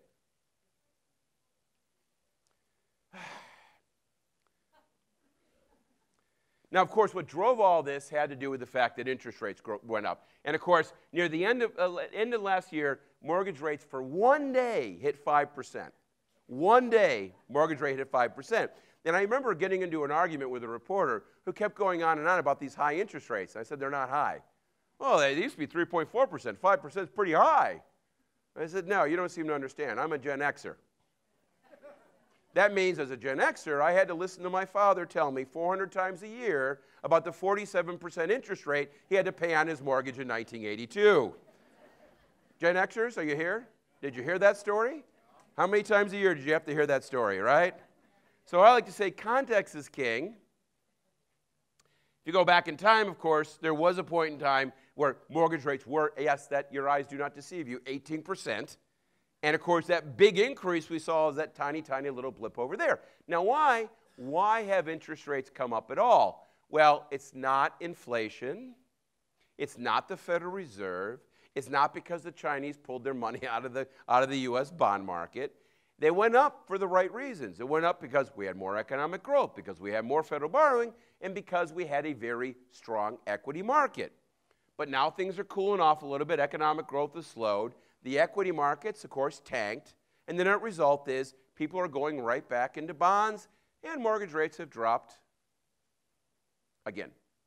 So here we are, back to where we were. Things are fine. Mortgage rates are low again, stimulus for the housing market, everything's moving forward. It's just fine.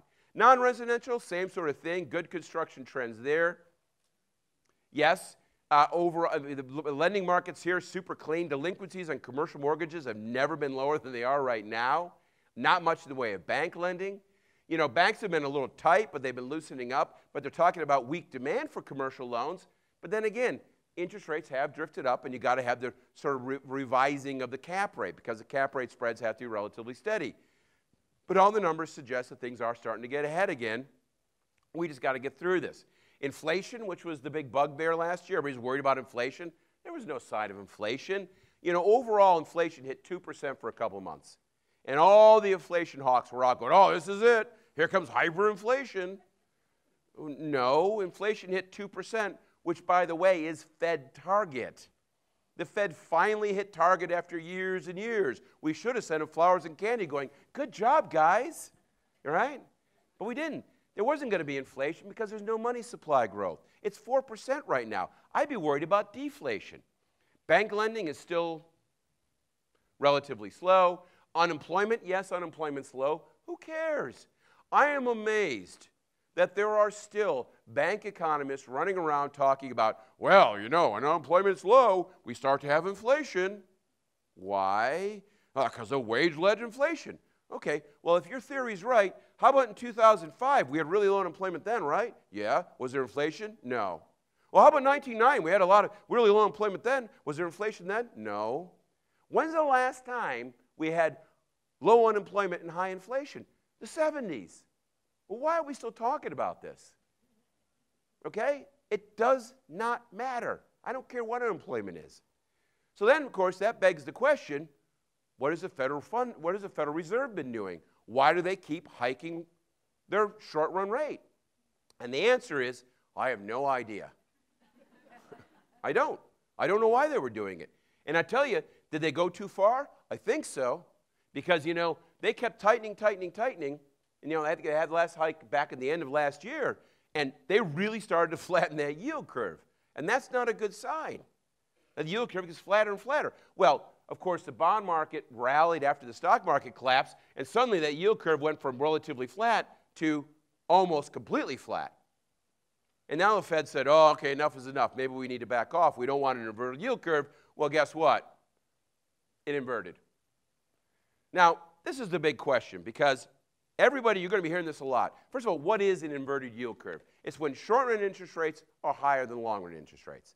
That is an inverted yield curve. Why do we care about that? Every recession, the last 9 business cycles we've had, every one of those recessions has been preceded by an inverted yield curve. So, of course, you're going to have those who think that correlation is causation, and you're going to see this sort of stuff. Recession watch. Suddenly we have an inverted yield curve. Within 2 years, we're going to have a recession. Now, listen, it is the best predictor. I will grant you that. But correlation and causation, those are different things. Go to the next step. Just think through this just for a second. The yield curve inverted in 2006. You can see it there, right? This is the 10-year, 3-month spread. Now, question is, it inverted then, but is that why we had a recession? No. We had a recession because we overbuilt, overborrowed, and overspent. The reason it inverted is because the Federal Reserve, way late in the game, was trying to slow down overborrowing, overbuilding, and overspending. But they were way too late. Now, the real question is, if you have an inverted yield curve with a healthy economy, will that cause a recession? And the answer is no, I think. We have to watch. We have to watch and see how the lending markets respond. We really do. It's kind of a wait-and-see mode. My inclination is to say, no, this will not change anything. And by the way, it's not really even that inverted yet. It's kind of flat. It really needs to go much more negative for this to be a quote-unquote inverted yield curve. So we're still in a wait-and-see mode. We're still in wait-and-see mode. Keep an eye on it. But I do not think this is an issue because everything else is fine. Now, what about regionally? Are there different places that have different sort of dynamics going on? This is unemployment on a state-by-state basis.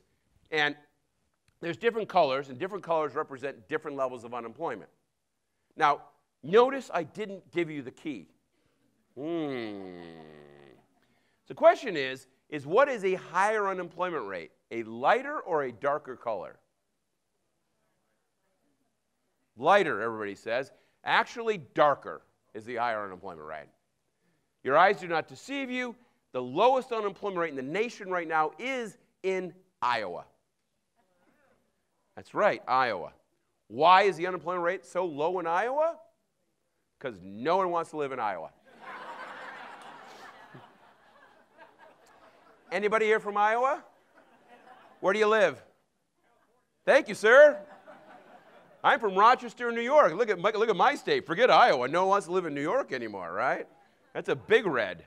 Again, people are moving, and they're moving west, and they're moving south, and it's driving those economies, and it's driving those housing markets, with one exception over here, California, where we have the negative number. People are leaving California faster than they're coming in. What is going on? Well, it's not all this. Look, we are a state that is a boom-bust state. The last 3 recessions have an outsized influence on California, whether it was the collapse in defense and aerospace in 1990, whether, of course, it was the dot bomb in 2001, and we were the home of the subprime debacle. Almost half of all subprime lending occurred right here in the state of California. We have gotten hit worse through those, but between then, our economy has been stellar, and we've grown much faster than anyone else. And this time is no exception. Over the last 5 years, California is tied for the fastest rate of output growth. Over here on the right, 8th fastest in terms of job growth, 1 out of 6 jobs. Well, they're bad jobs, they say. Actually, California's share of national personal income has never been higher than it is right now. California's share of national output has never been higher than it is right now. Our state is an economic star at this point in time. There is no doubt about it. Well, that all sounds good, but of course, you know it's all the Bay Area. This is, this came off a radio. I still call him out. I just love this. Joel Cocken, who is a well-known urban planner out of Chapman University. He's been around a long time. And he was being interviewed on KPCC. California became the 5th largest economy in the world by itself. And he said, well, it sounds good, but almost all the income growth and high-end job growth took place in Silicon Valley. Now, you got to keep something in mind. He's written some influential books. He's a wise old soul, but he has crossed a point in his career. And we all get there, by the way. We all get there. But he's gone into the point in his career where he no longer needs facts to have opinions. You know what I mean? And it is certainly this case this time. Look, from 14 to 17, that's the most recent data, this state added 550,000 full-time jobs that pays over $100,000 a year. By the way, we only added overall about 1 million full-time jobs. Over half the jobs added to this state's economy in those 3 years pay over $100,000 a year. Wow. Any state would blush to have those kind of numbers. Yes, a lot of those in the Bay Area, 200,000. By the way, they have no other jobs. They only have new jobs that pay over $100,000 a year, okay? On the other hand, 200,000 of those are in Orange County, LA, and San Diego, 150,000 everywhere else. Yes, the Bay Area is important from a name brand, from an income-producing area, but it is not the center of growth by any stretch of the imagination. The massive share of the state's economy is in Southern California, and of course, we're all seeing big levels of growth. Here's the numbers here. Right now, median income in Orange County is just crossed the 85,000 mark. Yeah, not as high as San Jose. That's okay. Still one of the highest in the nation. And of course, by far and away, the biggest share of new households are those making over $100,000 a year, dominating what's happening down here in Orange County. Tax revenues are doing great. They continue to grow really well. Non-residential permits at the state level are doing amazing. Non-residential permits, 2018 was an enormous year for non-residential investment in Orange County. Just booming. Hotel, industrial, office, retail, everything's looking good. People are pouring money into this place. But when you start getting a little deeper in the data, something starts to look a little weird. Orange County had positive growth in rents for all different kinds, warehouse, office, retail, flex. But look at vacancies. Vacancies for warehouses were up. Vacancies for office were up. Vacancies were retail for flat. Flex R&D is basically flat. Higher rents, vacancy rates are steady. What's going on there? Well, let's talk about jobs. As good as the numbers have been, overall and how powerful our state is, in the last 2 years, employment growth in the state went from over 3%, and we just now dropped below 1.5%. And on the right-hand side, these are the January, the job numbers. Look how much everybody slowed down. LA, 2% to 0.7%. Orange County, 2.7 to 1%. San Diego, 2.4 to 1.5%. Everybody is slowing down. Why? Here's Orange County a little closer. You can see the growth, and how it's been flat over the last 5 or 6 years, or 5 or 6 months, as the case may be. Very slow numbers. Why? One reason, a lack of workers. Yet again, we're talking about a labor shortage. But this labor shortage, of course, is being created by a housing shortage. Now, this is the overall California unemployment rate. Right now, unemployment in California is below 4%. That's the lowest it has ever been. The unemployment rate in Orange County is the lowest it has ever been. LA, the lowest it has ever been. The Inland Empire, the lowest it has ever been. We're running out of workers. And you can't fill a job when there's no one there to fill it with. And it's particularly acute. I mean, look, on the right-hand side, you can see labor force growth in the state has not been more than 1% since 2008 and 9. That's the last time we saw solid labor force growth. And of course, people would typically be flocking here, but not, of course, at these prices. And the prices in the state of California are insane. I mean, look at these numbers. San Jose, 1.4 million. San Francisco, 1 million. Orange County, 830,000. It feels good, but look how expensive we are compared to anywhere else in the United States right now. I mean, you talk to people in New York, Seattle, 530,000. Denver, 460,000. These numbers are nuts. And it's a lack of supply that's driving it. We did some simulations in-house. To have 2% job growth at the state level, you need to have 200 and 250,000 permits per year. We're running 125,000. And this lack of supply, of course, is being made even worse by the fact that it's been a lack of building, not for the last couple of years, but for the last decade or more. If you look through the numbers, we're easily short 2 to 2.5 million housing units. We have the second lowest housing unit per capita in the nation. The only state that has a lower housing unit per capita than we do is Utah. And that's because they have 14 kids. It's different. We have an enormous share of young adults living with their parents in this state as a result of this, right? You know, you ever see that university admission scandal? Did you notice how many of those parents lived here in California? Just proving they will do anything to get their kids out of the house, right? I will pay anybody to get this guy out of my house, right? But again, you can see the distortions, a lack of housing, a huge lack of housing here. LA, right north of you here, at 2% job growth, that's 90,000 jobs at a very, very healthy 1.5 jobs per household. That's 60,000 units per year, only 24,000 being built. And of course, everybody was all excited in LA that we had another chance to get Amazon. Really, what is wrong with our political leaders? What is wrong when the head of our Economic Development Corporation actively pursues collecting my taxpayer money to give to the world's richest man for the privilege of him bringing his 50,000 overpaid millennials to LA to steal housing from my workers? It's insane. You want to talk about economic development in California? 3 words: roofs, roofs, and more roofs. So all you need to do is build housing, and we will have no problem. And this is the key for Orange County and LA. Take a look at this. LA and Orange County have been adding 2/3% to their labor force on an annual basis for years. How have you maintained a couple percent job growth? A place called the Inland Empire. That is the unlimited source of housing and workers. As long as you can pack them in on the 55 and the 91, everything's going to be fine. Take a look on the right-hand side. The unemployment rate in the Inland Empire right now is lower than it is in LA. There's no longer an unending supply of housing workers in the Inland Empire. Now things are becoming acute. Where do you bring people from now? And by the way, the Inland Empire isn't building either.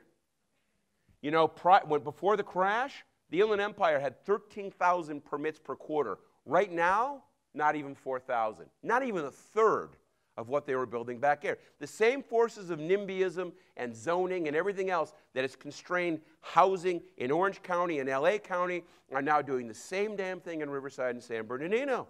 And there is no housing. So what about here? What about Orange County? What's going on? Well, prices are up. There's no doubt about it. In fact, the median price, according to a different survey, is getting close to $800,000. This is data, quick data, as opposed to the Associated Realtor data, but same basic trends. But things have flattened out. Sales have cooled off. But again, do you think this is going to be a major sell-off? Is it going to be a rout in the market? Is it going to be high foreclosures? Of course not. Again, this is the healthiest housing market. Here's some data. I had some folks pull some data for you. And this is people who own for less than 5 years, 5 to 9 years, or 10 years or more. People who've owned less than 5 years in Orange County have $140,000 median income. That's higher than everybody else. And that's 23%. Their median age is 39. They're mainly bachelors and graduates. The people who are buying here are high income, highly compensated people, highly skilled, young, aggressive, huge futures in front of them. They're not borrowing money like crazy. They can afford to live here. These prices are driven by demand, as simple as that. Oh, it's not sustainable. It's not affordable. I always love affordability measures. How do you measure affordability? We look at the price of a house compared to the income of somebody who lives here. I'm sorry, they already live here. They don't care. It's the price of a house compared to the income of somebody who wants to live there. It's a different conversation completely. This is not a housing bubble. Housing prices aren't out of whack. This is what we have created by not building housing. You have to be this rich to live in the state of California, just like that sign in Legoland, right? If you're not this rich, you can't get on this ride. And as a result, prices have gone up. But again, it's not a bubble. This is sustainable. It is not an issue except for the fact that you need more housing. And by the way, talking about going the wrong direction, look what's happened the last couple of years. Permits are going down, not up. This is a real problem. But it's not a price problem. It's not a sales problem. It's not an interest rate problem. You're going to have a great year selling what it is you're selling. But the broader dimension is very clear. Orange County and LA County are on the edge of basically suffocating on a broader lack of housing. It is not an affordability crisis. Yes, apartment rents are up, but look at the data. Wages are up even more. In an incredibly tight labor market, everybody's incomes are coming up. The highest pay increases we're seeing in California are for people without a high school degree because they're moving out. They're not here because they can't afford to live here. Ask anybody who's running a restaurant, running a hotel, running a personal service. They can't fill positions. And what that means is incomes are rising faster than rents. Median rent as a percent of income is falling in Southern California, not rising. It's not an affordability crisis. It's a supply crisis. And that's incredibly important for you to tell everybody who will listen to you. Look, if you think this is an affordability crisis, you think in the back of your head that there's tons of empty houses and apartments. People just can't afford to move in. I've already showed you the data. There is nothing empty. This is the tightest, most overcrowded housing market in the nation. And as a result of that, you're having a big impact on affordability. It's a supply problem. Why? Again, if you attack affordability, rent control, inclusionary housing, permit fees to subsidize other housing, well, you reduce supply, which hurts affordability. You're chasing your own tail. You're not moving the needle. If you attack supply, you have a positive impact on affordability. It's an asymmetric relationship. Our governor, our new governor, Gavin Newsom, actually got that. And there are people in Sacramento who get this, and they are trying to move the needle slowly. But it's going to take a long time for them to actually catch up with this particular issue. But again, what it means in the short run is that what you're seeing in the real estate markets is not the collapse of a bubble, but a slowdown driven by the fact that interest rates came up a bit, and now they're going to go down a bit, and things are going to be fine. But it's a long-term issue. So wrapping it up, GDP is going to be a good year. Labor market's going to be tight. Wages going to continue to go up. Exports, business investment will be fine. Inflation's fine. Interest rates will remain low. Lending is constrained, but commercial markets are steady. Debt levels are safe. And the Orange County, you have far more to fear from housing shortages than housing fundamentals. That is simple as that. The negatives, labor shortages, housing shortages, inverted yield curve, equity markets acting weird, the deficit's blowing out, bank lending, political uncertainties, critical policy issues remain undiscussed.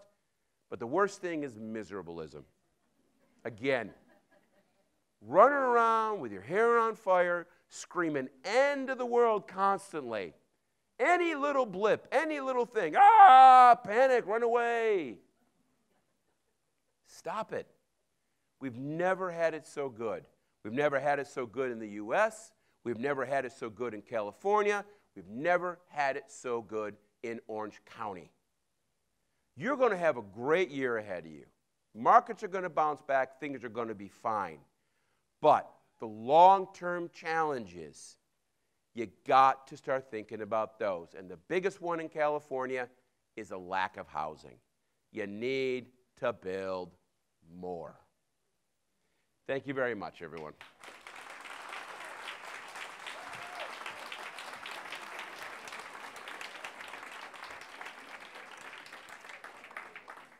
So I have a little time for Q&A. Why don't you just pop up and yell at me? It's a little crowded in here, and I'll repeat the question for you. So, yes, sir. Oh, there's a microphone. Never mind. I thought he had a question. He has a microphone. Questions. Yes, sir.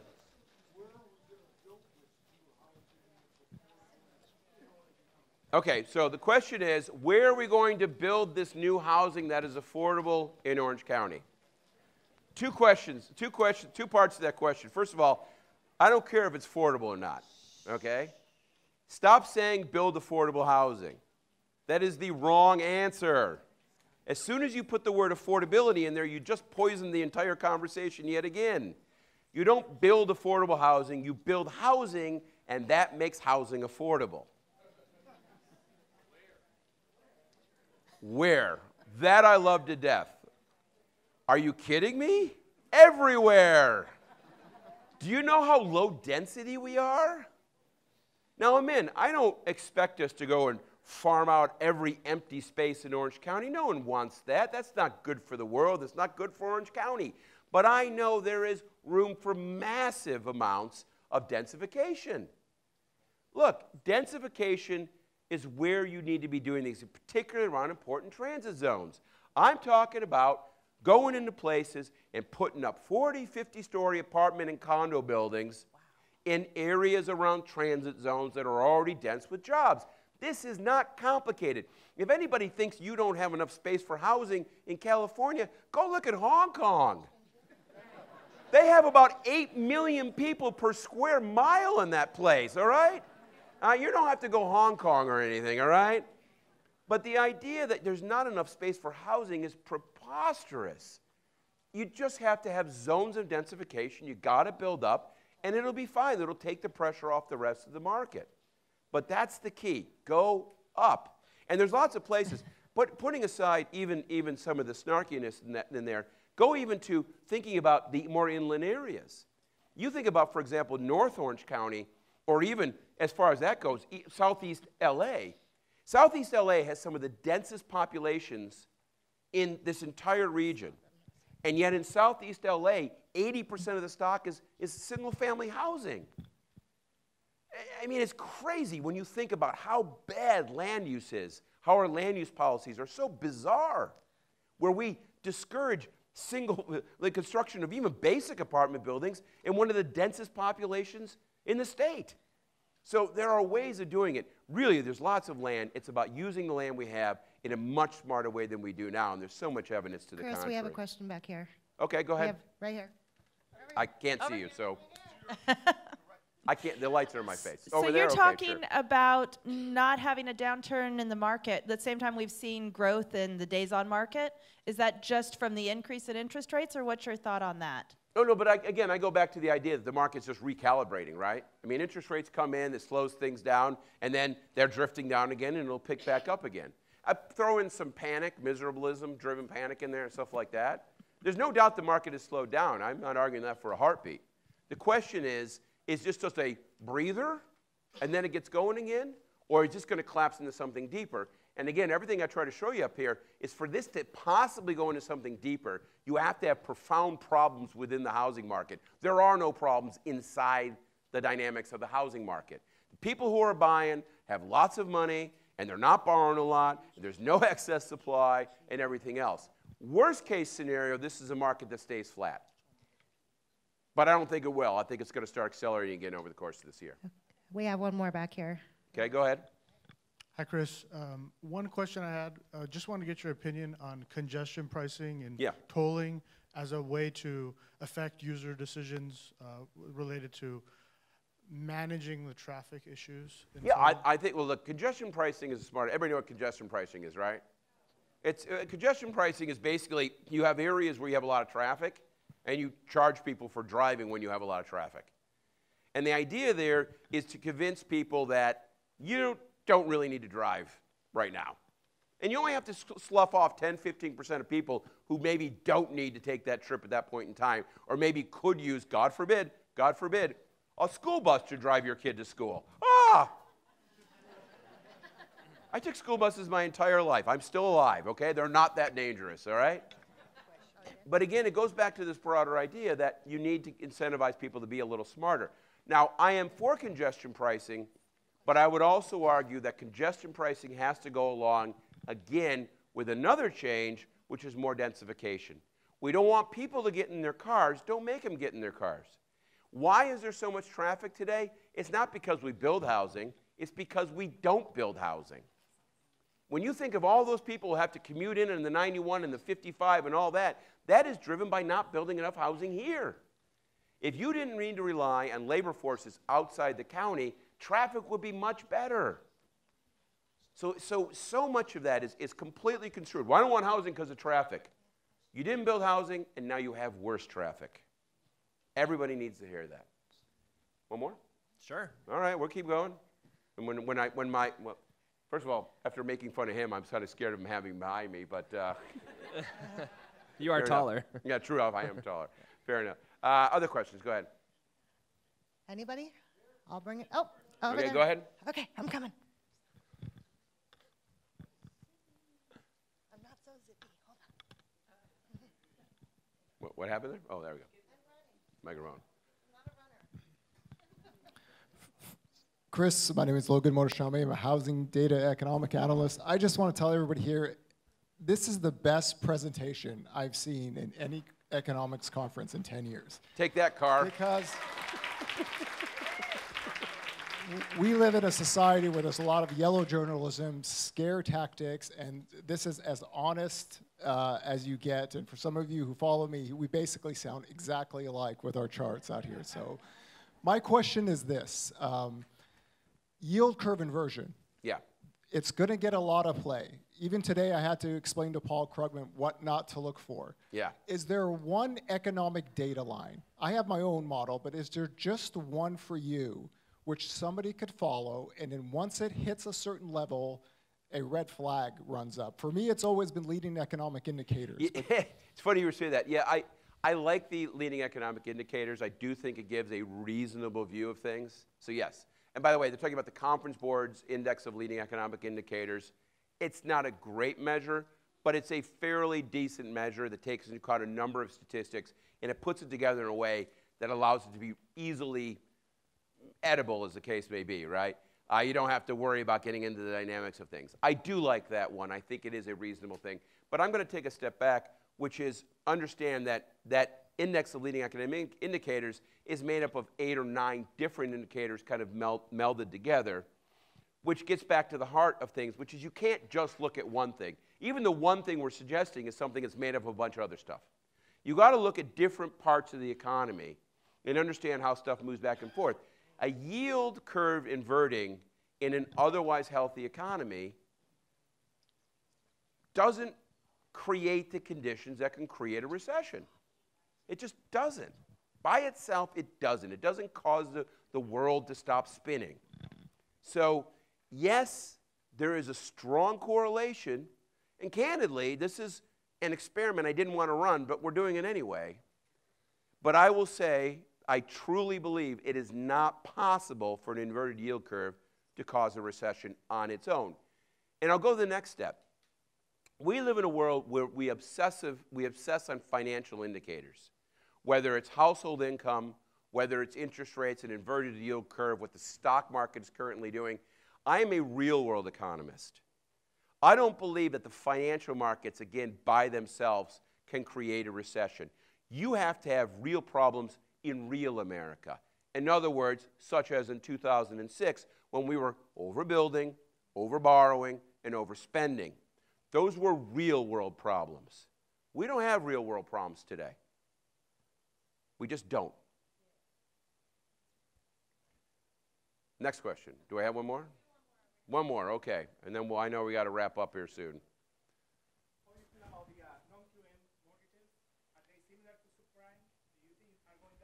Okay, so the question is, what do I feel about non-QM mortgages? Do we have a new subprime situation going? No, we don't. Not even close. Yes, there is some of this non-QM stuff, but there's two statistics you really need to think about. The first statistic is overall mortgage debt. Overall mortgage debt today is growing at about 3 to 4% on a year-on-year basis, which means it doesn't matter what's going on, there's just not a lot of it floating around out there, right? If you look at, say, debt-to-equity ratios in the residential real estate market, we're back to where we were in 1995. It's a very healthy market. There's not a lot of debt. The second number to look at is, again, credit scores. The median credit score of a borrower today is above 750. You go back to the 2005, and as far as we know, it was below 700. Now, even there, we didn't know because a lot of people were doing a lot of funny things. I don't really know what was going on back then. But however you look at it, the data today suggests this is from a borrower standpoint, how much they're borrowing, what they look like from a borrower perspective, what their credit score is. None of this looks at all scary. So I don't really care about that QM versus non-QM stuff. That's the wrong focus. You look at the right focus, and again, it tells me this is an incredibly healthy real estate market. All right, folks, have a great year, and I'll see you next time. Thank you, Chris. Thank you. 3 years now, right? Yeah. All right. Oh, photo time.